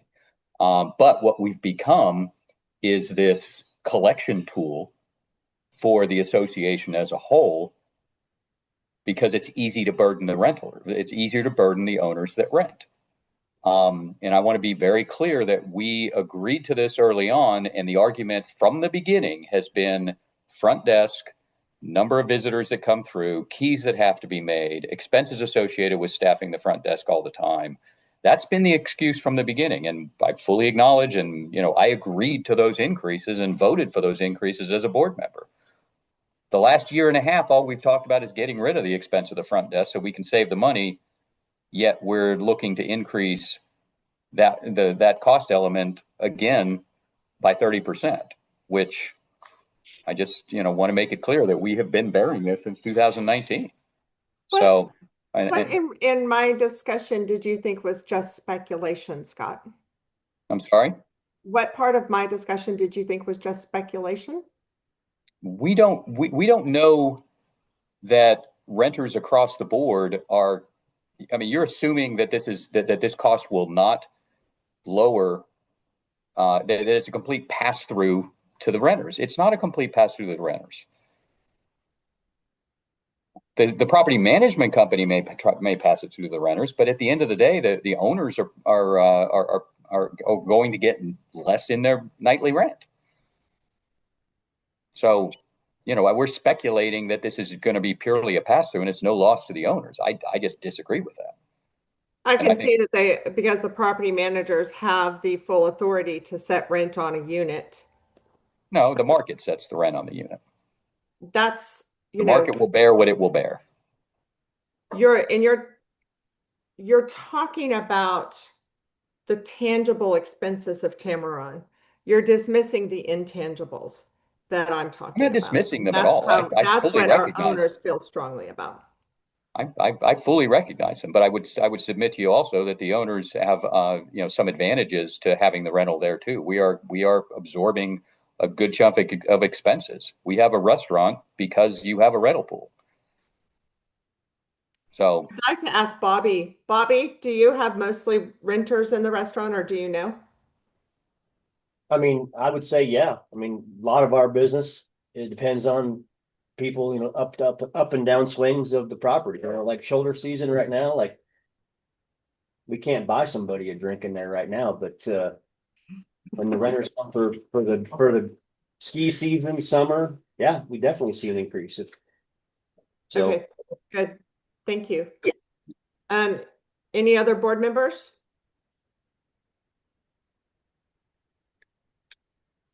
yeah, my only other comment is look, I agree and understand and have voted in the past. I think most of the owners, and I don't want to speak for any owners, but I think we recognize that we do cause some additional traffic. I think this particular suggested increase is extraordinarily high in this particular budget season, and we should consider doing so on a more moderated basis over time, and give us time to do the research and have the conversations and figure out what we can do to mitigate some of these items that have been pointed out that the rental program causes. Stacy, I have one final thing when Scott's done. Yeah, you go ahead, Cheryl.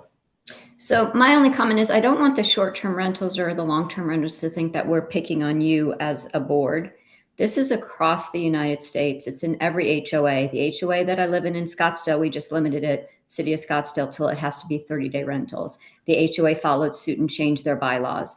Up at Twilight Peaks, where I own property, we have just changed our bylaws up there so that they're only 30-day rentals, because they were seeing that in the big houses up there, parties were happening and it was being a problem on the property. So it's not just us as a board that's trying to make these decisions on trying to raise this monthly amount. It's to try and bring the property value up, get a better caliber of renter. And I don't want anybody to think that we're picking on you or trying to put burden on you. We're just trying to make this a better property.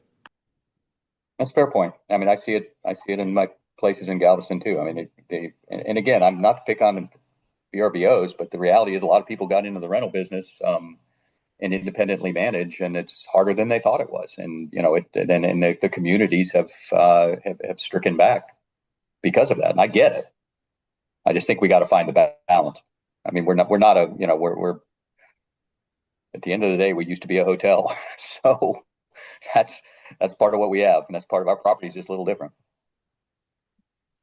Hey, Stacy, one comment to add on to, I think it was Cheryl who said, maybe for future, like the other properties, we look at, rather than short-term rentals, we put a minimum stay or something in our bylaws or something to help that one night, $70 a night person.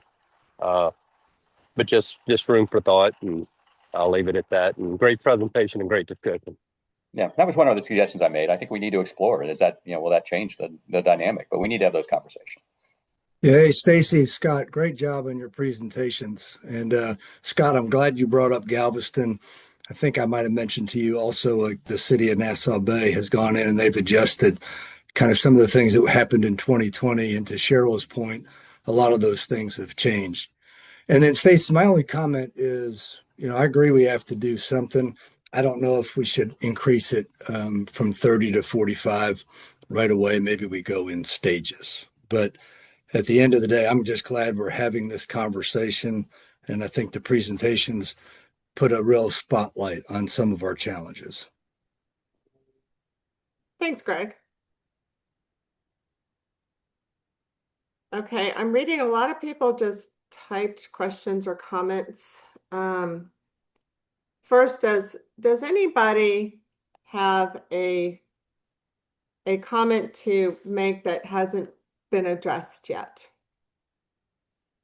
I do. This is Rick Hughes, 581, 582 in High Point. You know, a lot of what is being discussed is good information, but the whole thing is we're talking about the rental program as a whole, but this is about just the nightly rental charge or fee for that. So, you know, a lot of the stuff we're talking about didn't need to be talked about. Secondly, we don't want to be average. We didn't buy at Tamaron to be average. You know, Glacier is a great property, and we have a good working relationship with them now. We need to maintain that relationship, and we need to improve our property. Just being average is not what we want. We want Tamaron to be the benchmark property in the Durango area. We don't want to be average. People here didn't buy to be average. So, you know, that just floors me that people want to be average. So, you know, and I apologize. I'm getting fired I don't up. recall anybody saying average. You know, using Scott's own numbers, one example I'll leave, 10,000 nights of rentals. Okay, every one of those rentals, a car drove on property. Let's say 20% had 2 or 3 vehicles. So that's somewhere in the neighborhood of 11,000 cars that drove on property that otherwise would not be there. So you've got 11,000 cars on that parking lot that are wear and tear on the property. You know, and that's just one thing. There's all the other things. One other thing I'll leave you. When I bought in 2012, there were 8 long-term rentals, and short-term rentals, there were somewhere in the neighborhood in the 50s, 55, 56. We now have close to 150. Well, it's a 136. And you'd said there's incremental costs. Okay, we've got almost 100 more units of incremental costs that I now have to absorb for rentals. So there is a change. And it just, you know, we need to look at what we're doing. We're trying to be good stewards of the money. And again, use your numbers. If we go to 45, then that was an additional 156,000. Our shortfall was 136. We do that, and we don't have to raise HOA fees.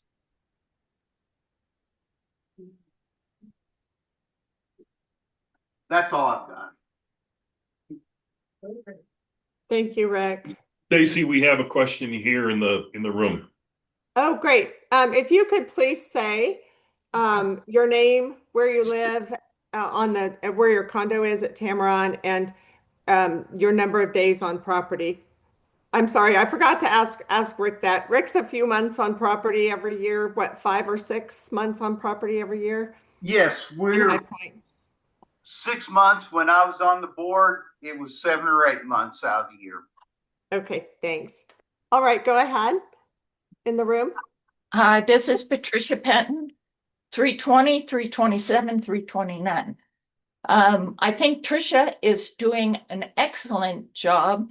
And the thing about giving beach towels over the railings, it's kind of like a broken windows thing. If you don't keep the little crap in check, then the big crap will become worse.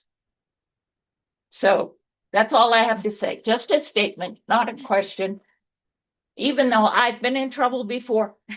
Trish corrected it. She is a problem solver. And you're on property full-time, is that right? Absolutely. Okay, thank you. Is anybody else in the room raising their hands? Yeah, I got one. You got one. Yeah. He's coming forward.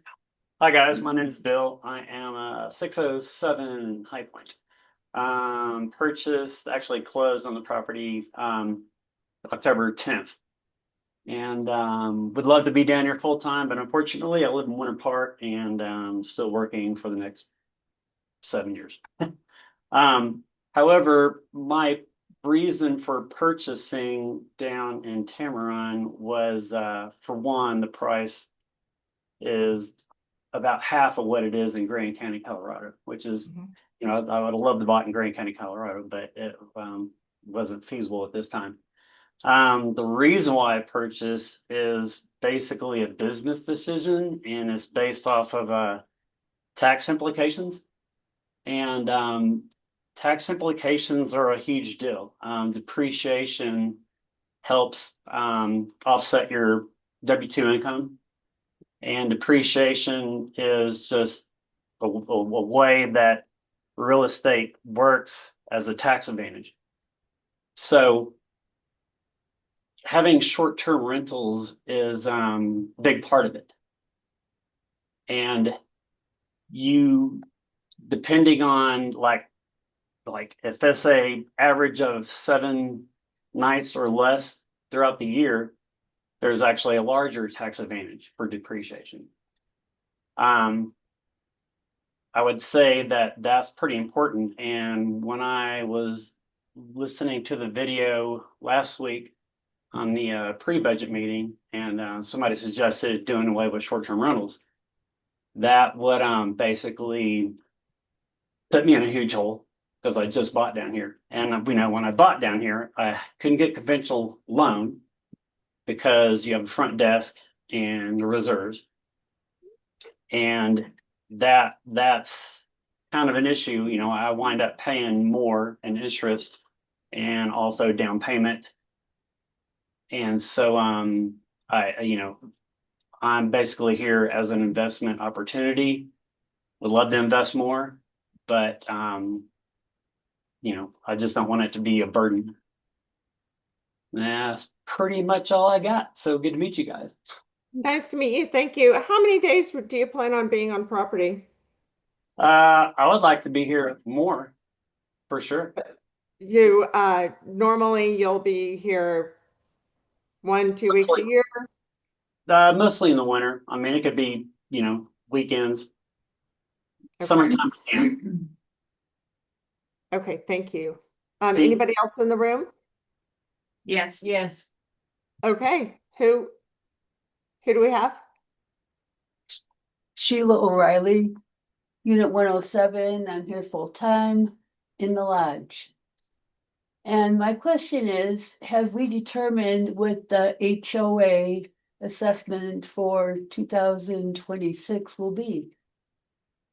We just did that at the beginning of the meeting, if this budget is finalized. Were you here? Was I here? Yeah. I don't think It- so. I came in a Right little now, late. we're at a high just under 4% increase, but no, we don't know per unit. That involves a lot of calculations. We don't have that level because we're just finalizing the budget. All right, thanks. Uh-huh. Okay, anyone else in the room? No. No. Okay, let's go to online. Bob and Tina Rubin. Yeah, hi, can you hear us? Yes. Okay, yeah, as I mentioned in the comments, we are in the lodge 307, 308. We've been owners since about 2019. We've been active short-term rentals, managing them ourselves. We also spend anywhere from 3 to 4 months on property ourselves, using those units on our own. A couple of comments I want to make. Just to give you a little bit of background, we had, for 2025, we had 275 short-term rental nights. That's assuming that over the next 6 weeks, we don't have any cancellations. So the point I'm making there is we don't do onesie twosies. We're in the active rental pool, although we manage them ourselves. If we were to take that 275 nights and calculate that out for 2026, that would be an increased cost of our own of $4,500. I'm just going to throw that out there so you understand that.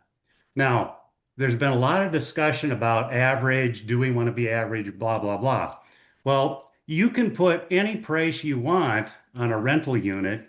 The bottom line is it's all about economics. How much is someone willing to pay with what you have to offer? And you, like I said, we have done this for 5 years. It takes a lot of calculation and manipulating those numbers to find that sweet spot of what would be a rental amount that a consumer is willing to pay. So it comes down to that. And so these increased costs, one might think, well, you just increase the cost of the rent, you'll get it all back in the end. Well, it's not going to work that way. People aren't going to be willing to pay that increased cost depending on the month of the year. And so I just want to lay that out there, because if the calculation in the budget for increased revenue from these short-term rentals is based on last year's activity or whatever, I think you need to go back and rethink that, because what's going to happen is these rental prices are going to have to go up, and I suspect the rental activity is going to go down. And consequently, that line item for that revenue for short-term rental is likely going to go down. The trickle-down theory is also going to happen, where the traffic at the restaurant is also going to go down. So I wanted to make that point. Now, another couple of points I want to make. I think the fee for rental, short-term rental, should be based on a percentage of square foot. We have studio units in the lodge. We're paying the same amount as somebody who's got a 2 or 3 bedroom unit, which and as well as the nightly fee. So I think that needs to be re-looked at as well. As far as, I couldn't agree more with what Scott said about the agreement with Glacier. Yes, we want to maintain a good relationship with them. It doesn't hurt to knock on the door and negotiate with them about what they're charging on an annual or on a nightly basis to the rental program. We know in some cases we've got several people who have rented who don't use the amenities, but we still have to pay for it. Tell them what we've paid. Just to give you an example, since 2020, we've got all these records. We've done all these rentals ourselves. Since 2020, we have paid Glacier over $50,000 in fees directly to them. Now, we get the benefit of that. I get it. We get the benefit of the renters being able to use the amenities and so on and so forth. But that's a big chunk of money. Also, I want to highlight that someone asked the question, well, how many people use the golf course? Very, very few. I think we've had 2 people in the last 5 years who came up specifically to golf. So I just want to lay that out there as well. I think those are all the comments. I didn't want to repeat anything, but again, I think Scott put on a nice presentation. It definitely highlights the situation. And again, the thing I want to reemphasize the most is it's based on economics. You can put whatever price you want out there, but if the consumer is not going to bite on it, you're not going to get it rented. Stacy, you're muted. Rufus, Stacy, you're muted. Rufus, yeah, Rufus, is it Verza? Rufus? It's Yorksa. I knew I was doing that wrong. It's all right. It's a difficult name.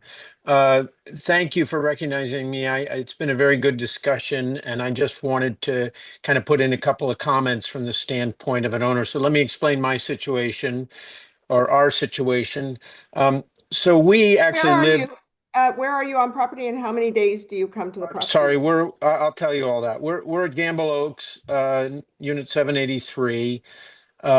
We live there 5 months of the year, but we live there in the winter months. We come in December and leave in the end of April, and then we have it on short-term rental program through VRC for the rest of the time. We average actually fairly low. We average about 130 nights a year.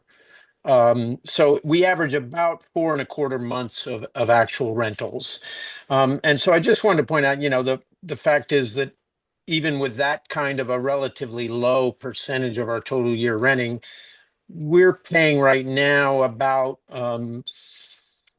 40. I mean, the unit, let's put it this way, the unit is paying about $4,800 a year for rental related charges. Most of that obviously is the nightly rental fee of $32 that goes that is not actually charged to us. It's paid for by the renter. But I do have to agree with Scott and others that what a renter looks at when they rent the place is what's the overall cost for them. If they're going to do it for 5 days, they get a total cost for the nightly rental fee, the cleaning fee, the administration fee, any other kind of special fees that are added on.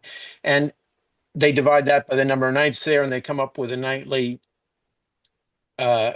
cost, and they decide to rent based on that cost versus costs of other units elsewhere.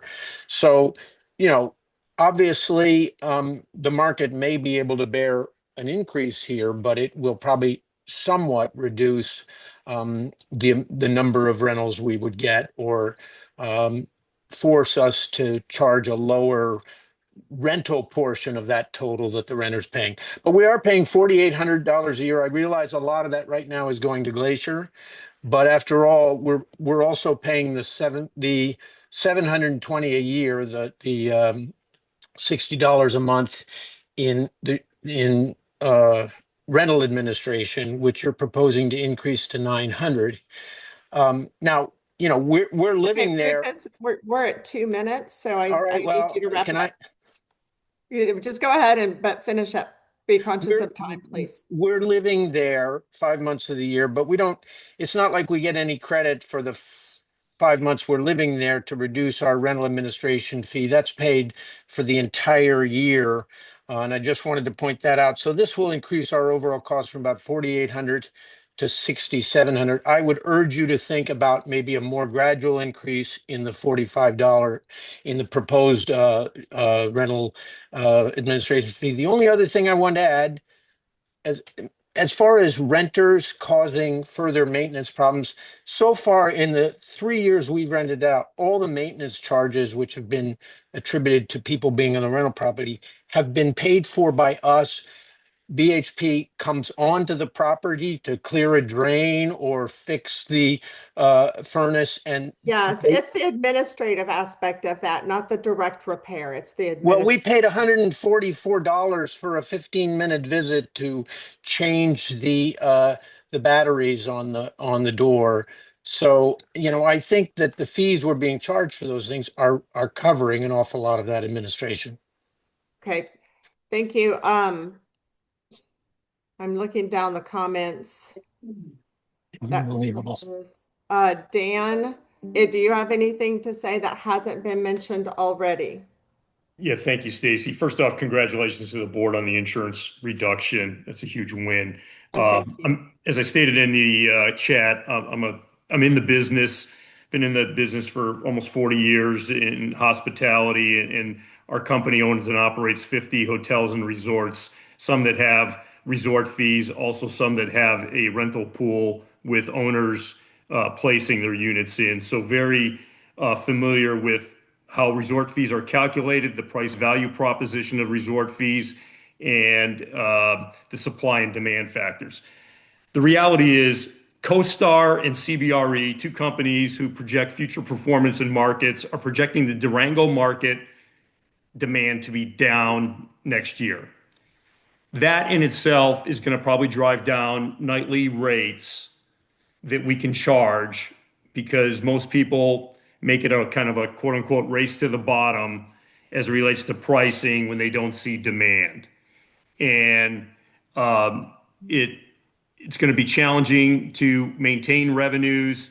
It's going to be I think there's going to be a reduction in occupied room nights. So I think you have risk in your budgeted number. I agree with the prior owners who spoke that I think a stair-stepped increase in fees is probably more appropriate than a one-time jump, taking it up to $45. I think Taco does deserve to have their piece of the pie in addition to Glacier. But I just think the increase to 45 is excessive and doesn't create a price value proposition that makes sense, that's going to drive occupancy and revenues into the resort as a whole. Thank you. Thank you, Dan. And thanks for sharing your background. How often are you on property? We just purchased earlier this year. We've only spent maybe 45 days there this year. Our intent is to spend multiple months there once I retire. Okay, I understand that. That's where I am too. Eric Tibbetts. Thank you. Yes, ma'am. This is Eric Tibbetts, owner long time. We're in Pinecone, 860, and we spend about 4 months a year on property, the summer months. I appreciate the last four comments. We owned units that were in the long-term rental pool for 10 years.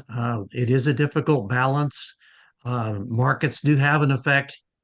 I'm not quite sure what that has to do with this discussion. However, the board cannot set policies or based on what market conditions are. What we're trying to come to, I think, is get more data and come to a fair balance in terms of what is being offered and what is being paid for. Whether that allows the renters to make a lot of money or a little bit of money is really beyond the board's concern, I think. So I would suggest that, as we talked about earlier, an owner survey would be a useful thing. Collecting a lot more data would be a useful thing. And finally, maybe it's appropriate for the board to consider actually hiring a person, paying somebody a salary to follow the maintenance activities and the actual costs associated with renters. We talked, for example, one of the recent spokesmen said, well, we pay our own maintenance bills. I don't think that's what we're talking about. I think we're talking about damage to common elements, not what happens in your unit. We know the board doesn't pay for that. But again, I encourage the board to find a way to collect more information, whether it's hiring somebody to provide that information, to track that information for us. I think it's unfair to think that our volunteers would be willing to step up even more than they're already providing to the board. And that's my comments. Thank you, Eric. I'm going to share, we had an owner who had to drop off, but he asked me to share some thoughts. This is from Walter Cassidy. He sent an email on this. He said, on the topic of problematic renters, I could not agree more. And I agree with putting a group together to solve some of the low-hanging fruit. As I see it, this is simply an accountability issue, and we must map accountability to the proper person in the rental chain of command.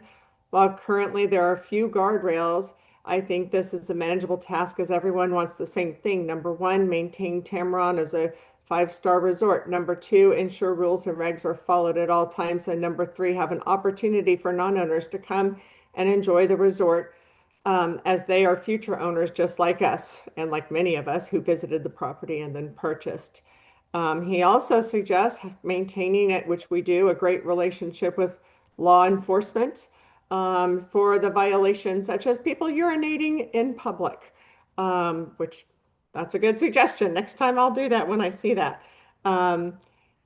Any rental or owner company can simply provide an electronic list of renters on a daily basis in an automated fashion. There are many technologies we can use to accomplish our goals.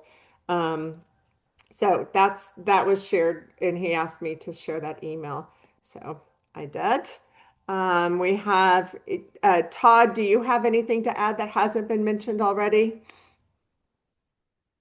Yeah, I will. I mean, I'll be very short for everybody else's sake. I've heard the desire to get a higher quality person on property, and I can get on board with support that. I can even get on board as a short-term rental owner with paying a little bit more if that helps get these people on board. But what I've not heard in any way is how in any way we're tangibly improving the amenities to draw that person in. Like simply charging more is not going to get somebody to come to the property. If we, we've cut the services over the years, the front desk is no longer there. I mean, the workout area is sweet. It's very nice. I understand we've got to cover that, but I think this whole concept of this major cost increase would be a lot more palatable if somebody was telling me we're getting something actually for it. But what it looks like, quite frankly, is just a money grab. And I'll give it back to you. How many days are you on property, Todd? I'm sorry, I put that in the chat. I'm on the property for 30 days so far this year, and probably a little bit more. And I'm trending towards retirement here in 3 or 4 years, and we'll go up radically soon, I hope. By the way, I did hear from Heather, our biggest property manager, that she gets great reviews on having the front desk check-in process closed, that people are much more used to just going to a condo and accessing their unit, and that the front desk, in her review, she says she's getting lots of good I'm sure that's probably feedback. true, but my point is costs are going down. I know that's just to offset overruns elsewhere, so I appreciate you're just trying to be a good, governor and manage the budget well. But it doesn't change the fact if you're going to create a more expensive amenity fee and you're not offering anything else except a higher cost, how is that going to attract anybody to come here? I think it's kind of 2 points. Number one, as we've all talked about, raising the quality of renter who comes to our property, but number two, that our property in itself is an amenity and it is more expensive to maintain. But you're right, we're not adding any amenities, like we're not going to build a ski hill or a skate park or, Heck, bringing the bus anything back like would be a that. step in the right direction, but But that is one of the subjective natures of our assumptions, right? We don't know that increasing that fee is going to change the dynamic of the renters, right? And part of it is just the nature of our property. We have small little units, and they're naturally going to rent for less. So I think the discovery is necessary. Okay, I'm trying to follow who. Just speak up if you have a new comment that hasn't been covered already, please. Hard to follow the chat. The chat's really hard to follow. Yeah, David I've tried, but I abandoned it. Mary, you're raising your hand. Yes, thank you, Stacy. Mary Keys, Gamble Oak, 744. I bought in 2018. I participate in the short-term rental. I try to come up 4 times a year, anywhere from 7 days to 5 weeks at a time. I've talked to my property manager about what's being proposed, and the $45 resort fee could prevent rentals, especially for smaller units like mine. My property manager does not do one-night rentals. They base their rental fee on an industry-wide software program. What is their minimum number, Mary? It depends on time of year and if it's around a holiday. So I can't give you it's always 2 nights or it's always 3 nights. Two minimum at the slowest time of year. They don't go to 1. Yeah, right. Okay. They don't go to 1. Okay, so 2 minimum. And when I found Tamron on just accident because I wanted to come up to Durango for 4 days. I didn't want to stay in a hotel. I did some searching on the internet, found Tamron. I liked the property. I saw that they were individually owned and you could rent. So I'm like, well, and it's affordable. If I want to buy, I'm going to stay there and check it out. So I knew going in that there's rentals, long-term and short-term. So nobody should be surprised about that. And that was one of the key factors in why I decided to buy, besides the location and the affordability. I am friends with the realtor I used. She said if we do too much damage to the short-term rental program or we get rid of it, that's going to lower our property values because a lot of people see Tamron as affordable compared to Purgatory. And if we do away with that, then we are also decreasing our pool of potential buyers if any of you ever find yourself trying to sell your property.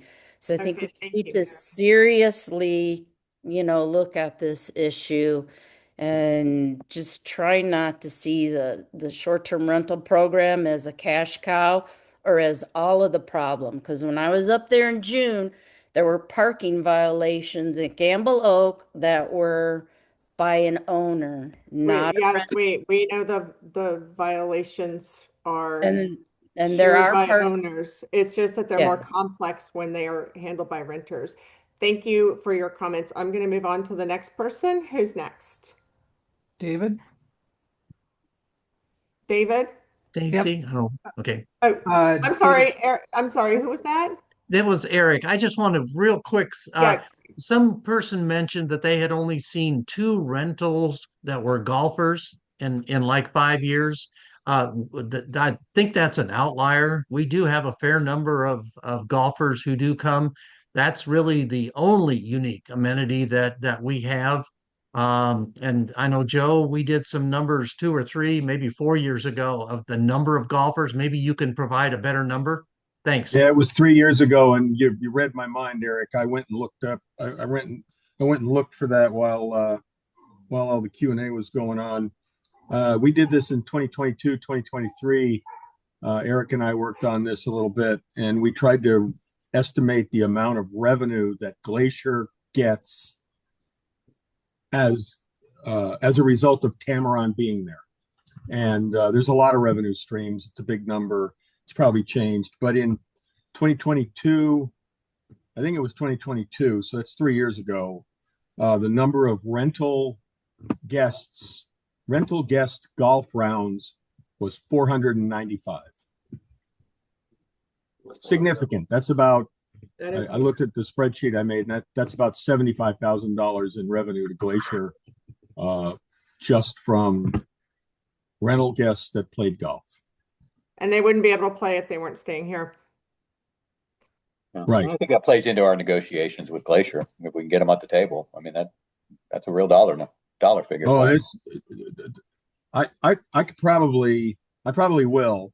In the coming months, I'll probably update that spreadsheet because it was a significant dollar amount when you add up all of the revenue streams that we send to Glacier. But that's another subject. Anyway, yeah, we're not even there you talking go, about Eric. Mine Shaft and whatever the hell the other prospector place is. I mean, they're getting revenue off those restaurants too.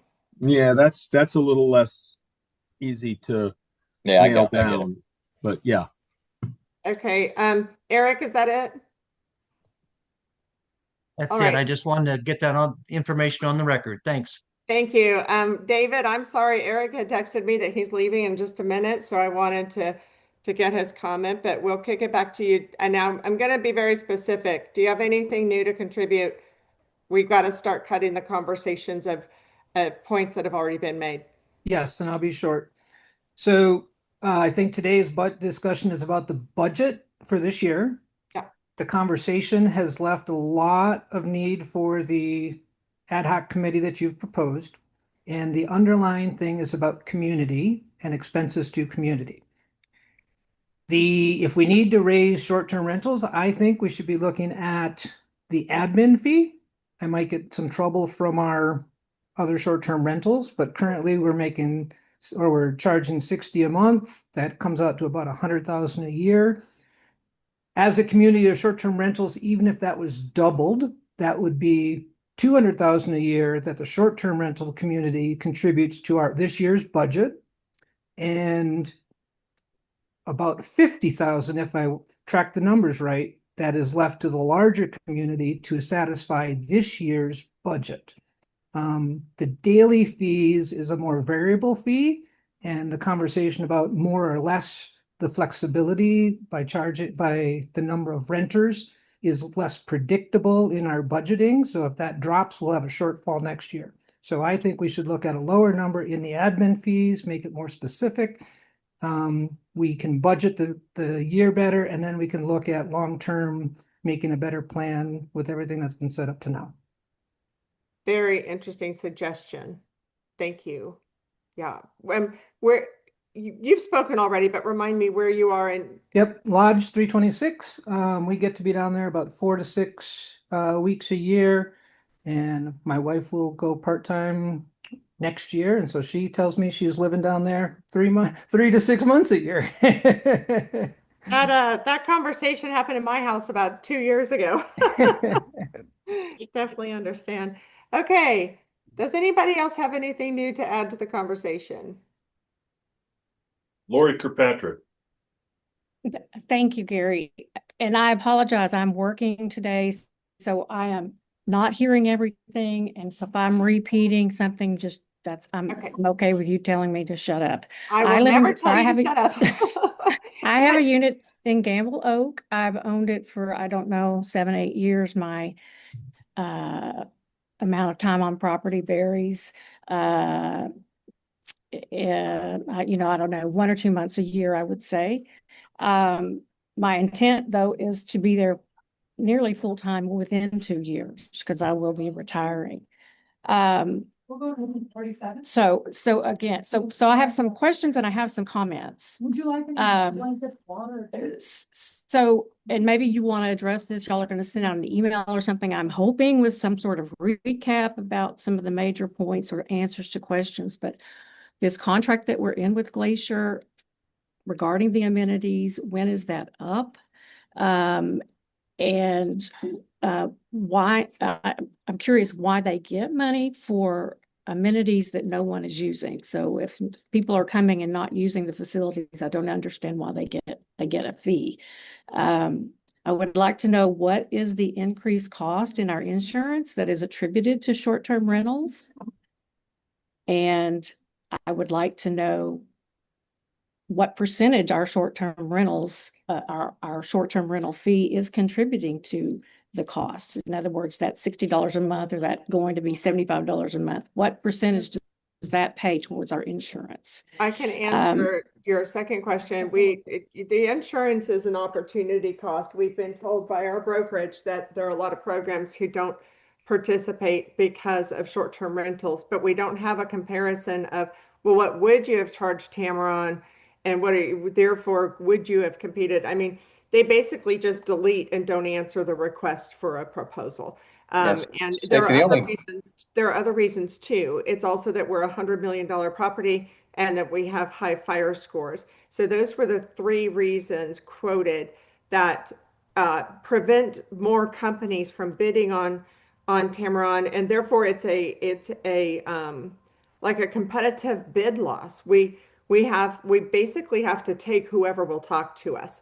And we would like to see that change, and hopefully that the market will continue to adjust and will change. We got some benefit from that this week. I also send out a budget letter every year highlighting the major points of that year's budget. And I'll let Joe answer the questions about the Glacier agreement. I wasn't on the board when that was set. Maybe Scott was too. So can you guys address, like, does the Glacier agreement expire at a certain date, or do we have any room to work on that daily fee? That's a Joe question. I can answer that.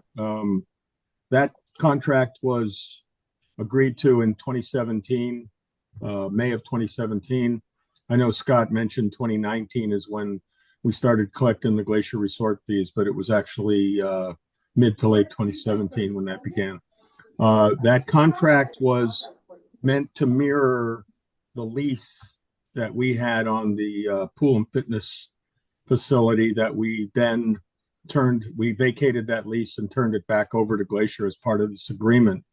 That lease had 10 years left to run as of 2017, plus a 25-year automatic renewal. So the answer to that question is that that agreement will be in force after a lot of us are gone. So for the next, as of the hammering out of the agreement in 2017, it was an additional 35 years. So there you go. Okay, and then the other thing, in terms of property management, I think it would be worthwhile to track the property management companies, and those that are not acceptable will be disallowed. I don't know how that all would take place or be enforced, but you know, it's some of these things y'all are saying are definitely unacceptable, and maybe we just have a list of property management companies that are allowed and those that aren't. I also want to say I really appreciate the board. It's a thankless job for sure. It's amazing amount of work and just unbelievable, and I really do appreciate it.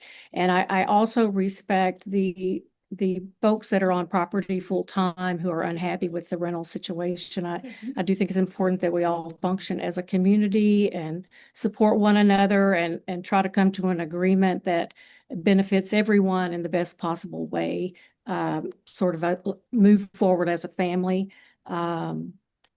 Yeah, that's all I have. Mary, do you rent your unit I do. when you're not there? Okay. I thank sure you. do. Yeah. Okay, thank you very much.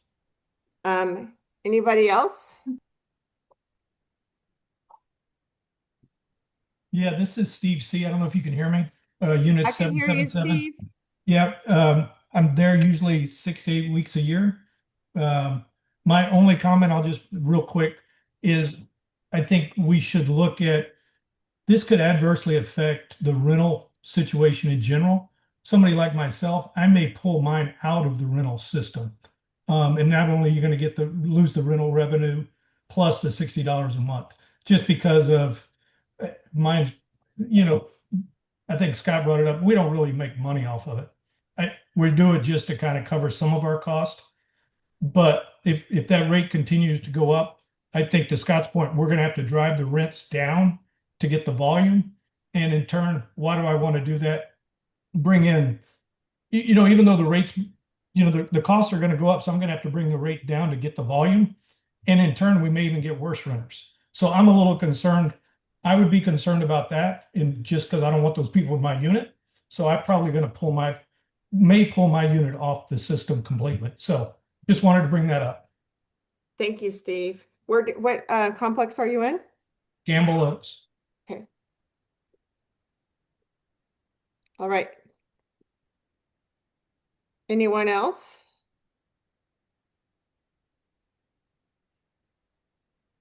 A couple of people with their hands raised. Do you still, if your hand's raised, do you still have something to say? It's hard to see everybody online, so if you do, just introduce yourself. If you don't, you can take off your hand raising. I'd like to say something if I'm live. Go ahead. Who was that? This is Jim. Are you hearing me? Hi, Jim. I hear Hi, you how now. are you? I'm in unit 740 and 741 in Gamble Oak. We've been owners in Tamaron for 25 years. I think everybody's point is well taken. But the one thing we all have to remember is that we bought in Tamaron with the understanding that there is a rental pool, short-term rental pool in place, which obviously causes some issues and concerns. And I'm glad that everybody's looking at it to address it now. The one point I'd like to make, though, is with a construction background, real estate is meant to be used. And I think if when a unit is left empty, it can actually cause more problems than when somebody's occupying it. We've had this happen in our unit when renters were in there, but if a problem or a leak happens in some of the common elements and nobody's in there to address it and to report it, it can cause more damage, which is a bigger expense to the HOA than some of the other issues that we're bringing up with these renters. So I'd just like you to consider that when we're deciding what we're doing with this increase. I don't think anybody's mentioned to not allowed short-term rentals altogether. It's not part of what has been mentioned as possible solutions.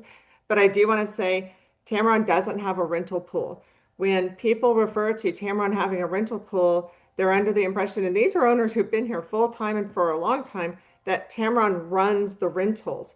And it's not, it's that we allow our owners to participate in short-term rental programs either through themselves or a property manager. And right now we're trying to get a handle on the experience our owners are having through the change in the renters, but also how to put up some, what Walter said, some guardrails around the program so that it's more palatable for all owners. So that's, but I don't think anybody's talked about no renters. And when I rented my unit, I did have a leak that a renter reported, and I thought, well, thank goodness the renter was there because I won't be there for a long time, and it was leaking under a cabinet. And so I know exactly what you mean by that. Definitely. Thank you very much, Jim. Was there anything else? No, that was it. Thanks. I love the place. I mean, sorry you guys have to have these meetings and stuff, but it's just an awesome place. And I think we're all here for the same reason. We just want to make it better and make our problems go away if we can. Yeah, exactly. We want to keep it a special place. Yeah. Anybody else? Hey, Stacy, if I can just make one closing comment before we move on. I just Sure, want to Scott. thank everyone for letting me go through that exercise and presentation, and thank you especially, Stacy, because I was very adamant about speaking up on behalf of the rentals. Everybody who has been on the board for any period of time knows how much I abhor these meetings being long, and I take complete responsibility for extending this longer than anybody wanted to be here. But I'm making up for lost time. Because I usually like to cut them short. Well, Scott, your points are appreciated, and it's really important that we look at it from every direction. So thanks for the time you spent putting all that together.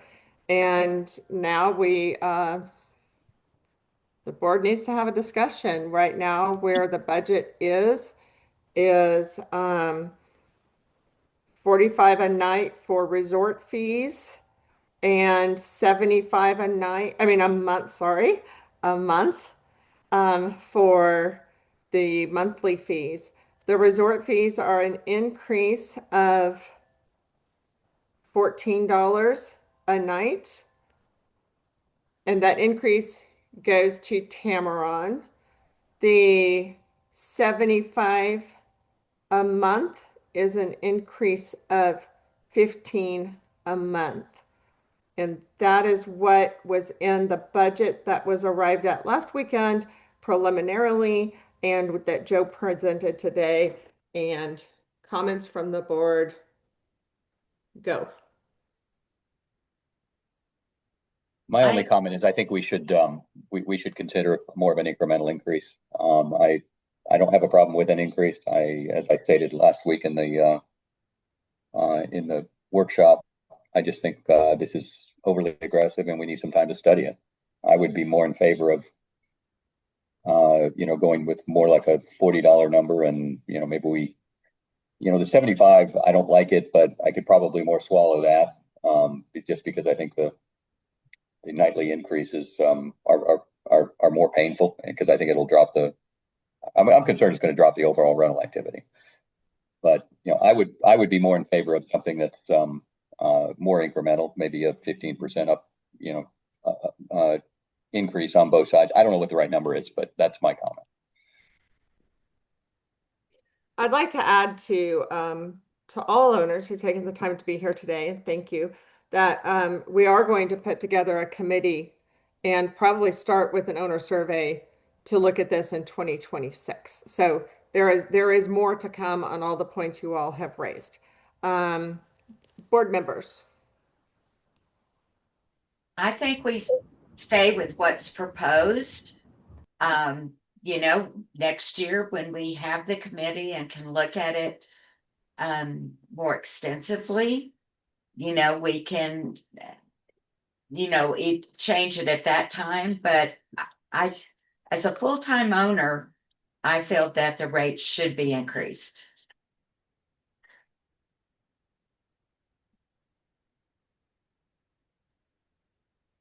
Hey, Stacy. Hey, Greg. What a great discussion. I'm so just appreciative of the board and the owners, putting a lot of thought into it. Is a pretty complex issue, but Absolutely. We've had some great owners here today. it's wonderful. And at the end of the day, we're a community and we've got three kind of unique groups, if you will. We have those that have property that they rent, the folks that live there full time. I'm so jealous. And we need to care about them. And then there's folks like me that would like to be there a whole bunch more. But I think for today, I'm okay with the 75. I'd like to stick maybe around 40 simply because I like the incremental part of it before the committee gets to take a shot at it. So that's kind of where I'm thinking I'm landing. Thank you very much, Greg. Stacy, are we ready to make a motion?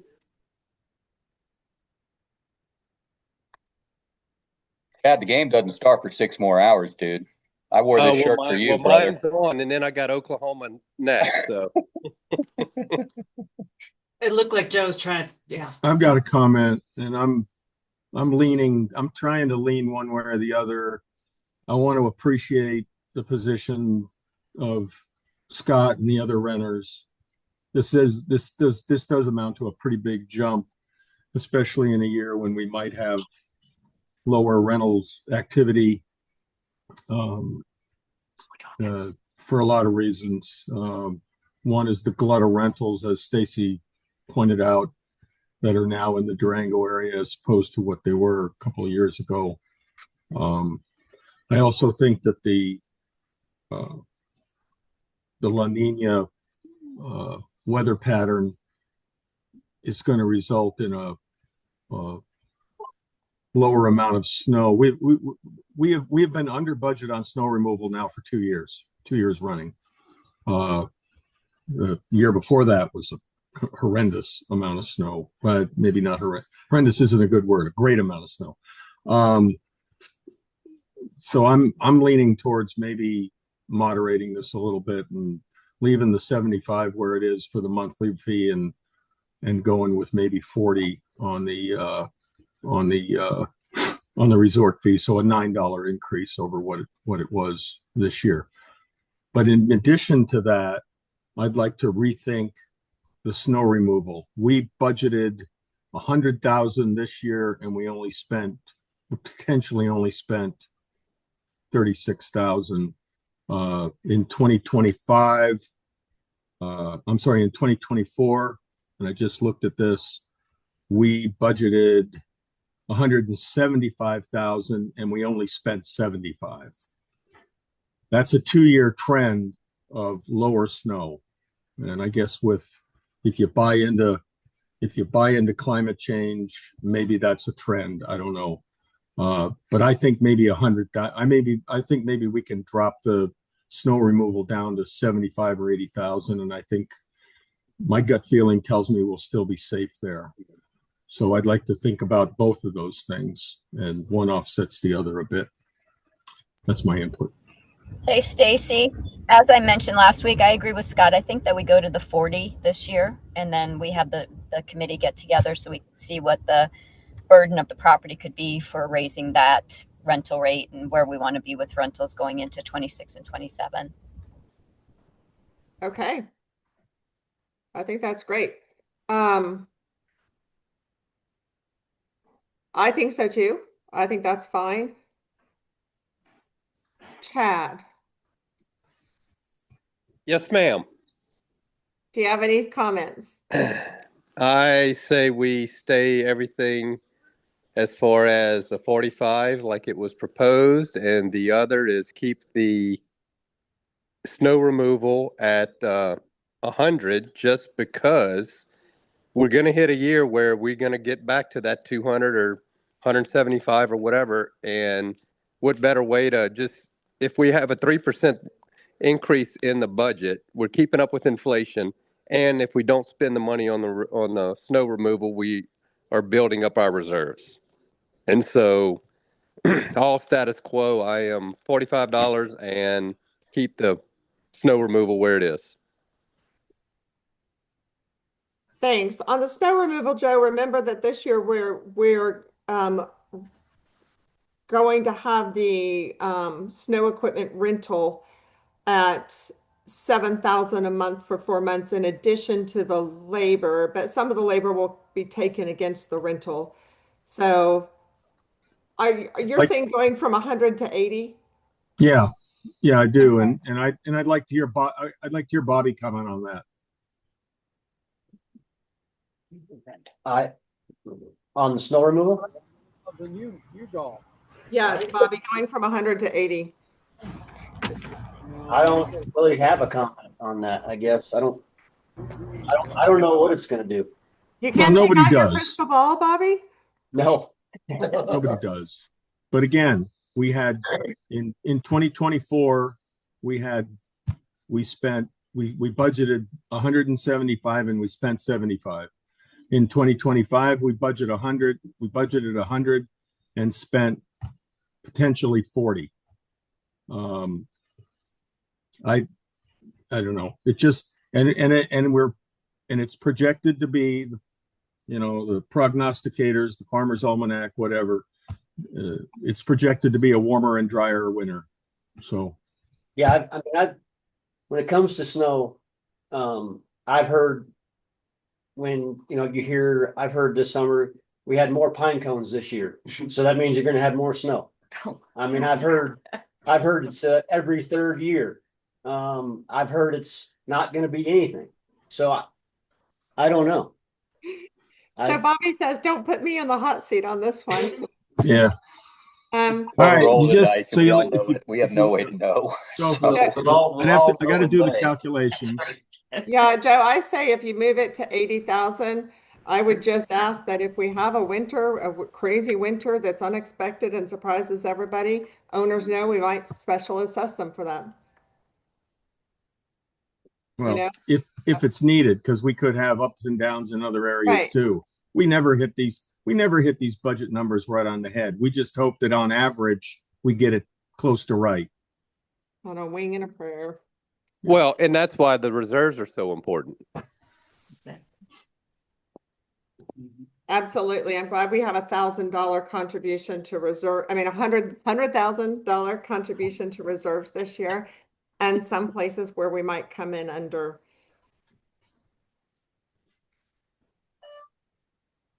So we've talked about a couple of changes. Joe, how does that work? Well, I suggest I guess you have a 10-minute break here, because I'm sure we're 3.5 hours into this now.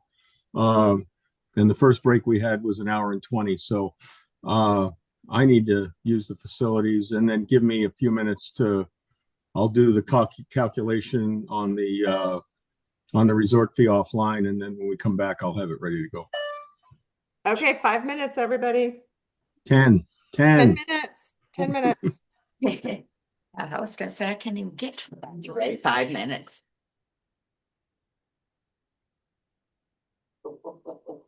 You're up to 28. Go ahead, Joe. We better bring the backhoe down here. We have the loader. Bring that down. Okay, I'm going to share my screen. So you might have to turn on the heaters too on the satellite dish. Oh, share. Okay. Okay. I adjusted this line item to can you guys hear me? Did I Yes. Yeah. Okay. I wasn't sure. First of all, I apologize for that little brouhaha between my wife and I left myself unmuted. You got caught. Yeah, I did. Well, as you might have heard, my wife is definitely in the boat with Chad and Tricia on how we should proceed with penalizing renters. So there you go. Thank you, Sue. Anyway, so okay, so this line item here, changed it from 45 to 40, changed the numbers. There's what it comes out to. And then I did not change the snow removal, left it at 100,000. As you can see, this balances the budget. And so we go back up here, and this results in a overall 5.4% increase in assessment fees 2026 over year, 2026 over 2025. Comment on that, just me. I did a quick look, and the US inflation rate is somewhere between where is it? 2.9 and 3% currently. So we're over that. However, by putting $100,000 allocating towards our reserves, I think we absorb a lot of the difference between 3% and 5.4%, if not more of it than that. So there you go. So there's a motion on the table, and I think it's been, well, do we need to make another motion, Stacy, since we've made a change? Yes, I think so. Let's just play it safe. Okay, I motion that the board accept the budget as presented on the screen right now, as it's been revised as per discussion in this meeting. I'll second it, Joe. So, hey, real quick. So this is the 40 and going from 100 to 80? No, we left the I didn't hear that anybody was in favor of reducing the snow removal, so I left. I thought we were leaving snow. Oh, perfect. All right, I'm good. All right, thanks.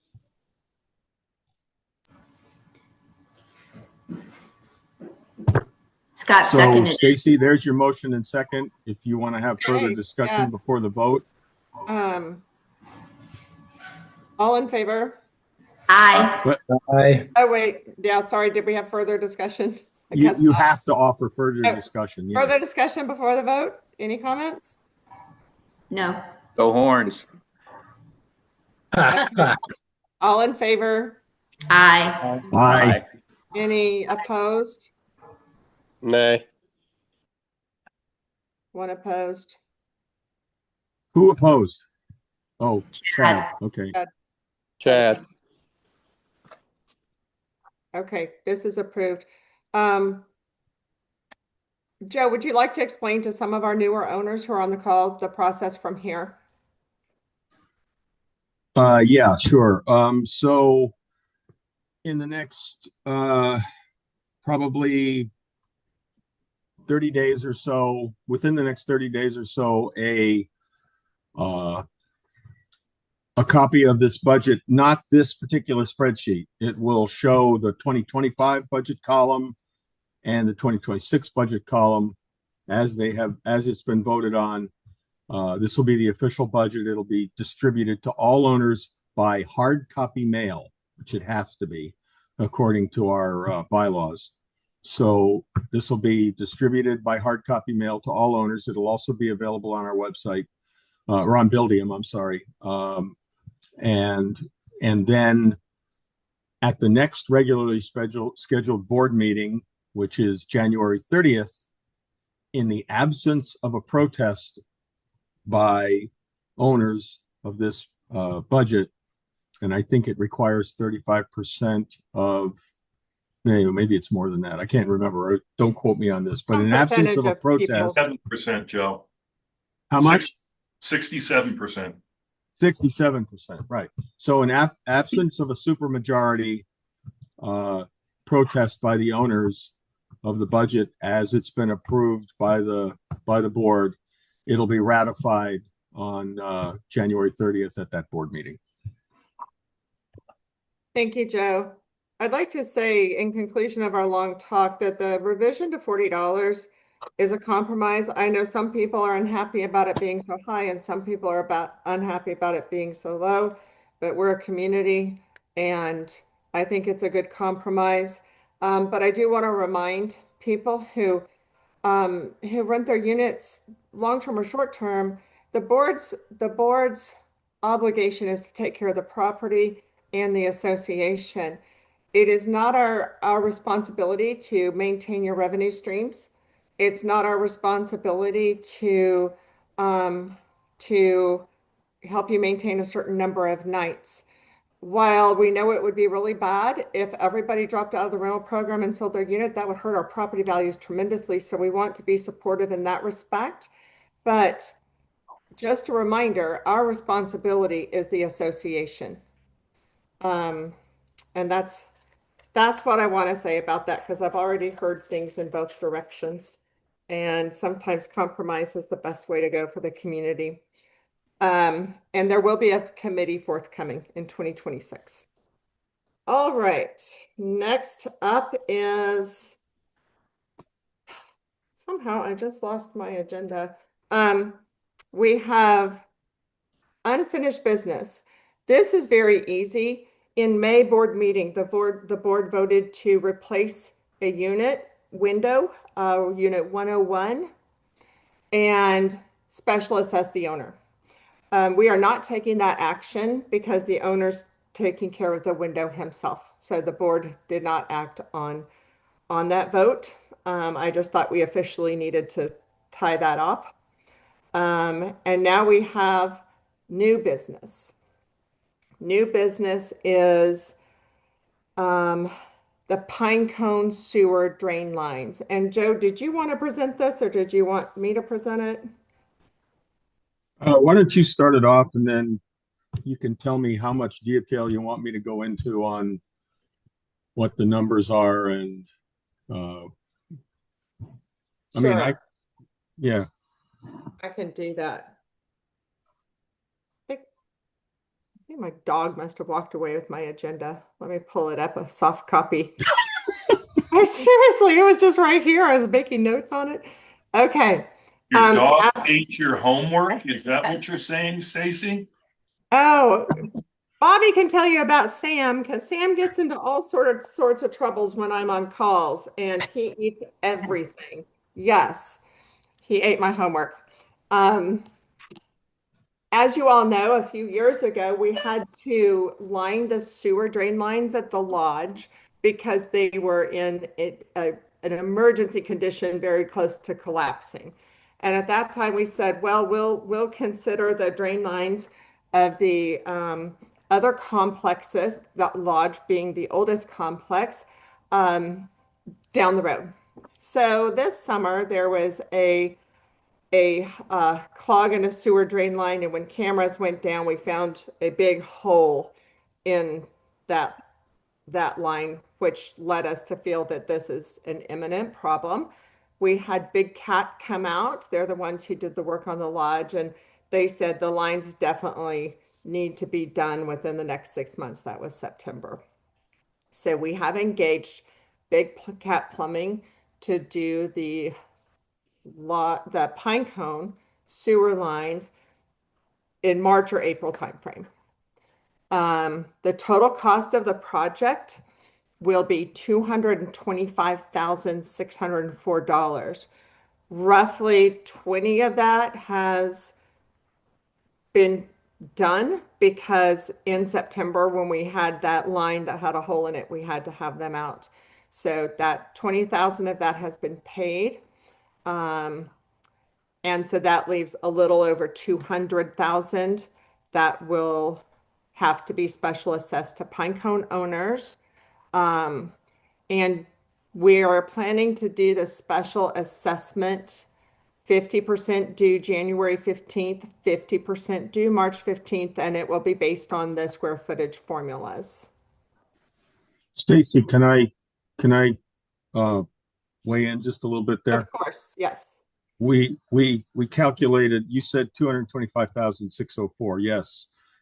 21,400 and so of that has been paid for Big Cat to come out and do the reline on the one lateral that in Pinecone that failed over the summer. However, when we looked into this and saw it and thought, how are we going to special assess this? I thought we had decided that that amount would be we would make that part of the special assessment because all of the lateral lines in Pinecone, in addition to that one, would be done. And that would be an overall full special assessment to the Pinecone owners. So the 225,604 is the amount that will be special assessed. Yes, I'm sorry if I misspoke on that. What I meant was that we've already paid that as well as the $60,000 deposit for the materials. So some of this has already, we've incurred roughly an $80,000 cash outlay for the sewer line project. So we will, which is why we're having have 50% due January 15th and to catch us up, and then 50% due March 15th. Thank you, Joe. Yes. And when they're out here, they're going to camera Gamble Oaks lines to see Gamble Oaks status. So we know Gamble Oaks will have to be done. We just don't know when.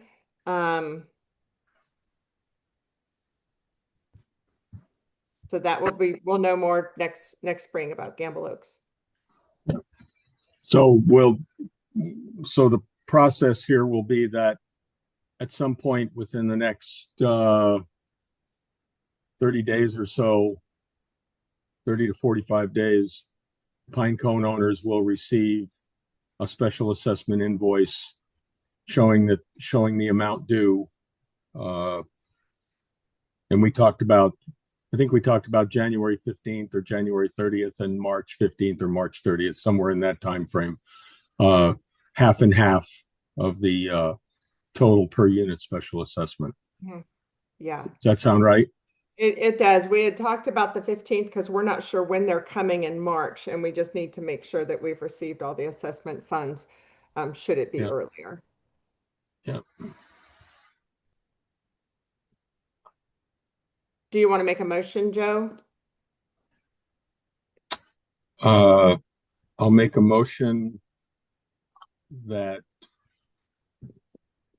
Pinecone owners will be assessed on a per square foot basis per unit, the amount of $225,604.52 for the cost of relining all of the lateral sewer lines in Pinecone. Do we have a second? I'll second. All in favor?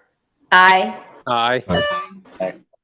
No opposed? And we might have wanted to have discussion there. I don't know if any of the board members have any questions on that. I was just going to make a comment. I mean, this is, for those of us who might find it easy to vote because it's not us. I mean, this is just a ticking time bomb. So if you're in any of the other clusters, expect this kind of stuff to do at some point in the future too. Is that a fair statement, Bobby? Scott, I didn't understand all of what you said. I don't know. Oh, I just said, it might seem easy for us to vote because it's only one cluster, but the reality is Gamble's going to have this same thing happen at some point, right? I mean, this is. Oh, it's coming. It's coming. It's not an if, it's a when. So. And Cheryl described for me what happens when a sewer line collapses, and it's awful. I mean, I can both attest to that. Literally shit goes everywhere. Be sure you capture that in the minutes, Greg. Yeah. And I'm sorry, do we have any owner comments on this? Okay, let's go ahead and do a revote. All in favor? Aye. Did everyone? Aye? Yes? No nays? All right. That concludes our agenda. I make a motion that we adjourn. I'll second it. If you're looking for a second. Yeah, second. I'm the one that Yeah. drug it on. I was too late on the unmute. All in favor? Aye. Aye. Hey, thanks, everybody. It was a long meeting. Really appreciate all the board members, owners, and staff and all your time. Much appreciated. I haven't been there tonight. Should I eat? Have a Thank great you, day. everyone. Bye. You want-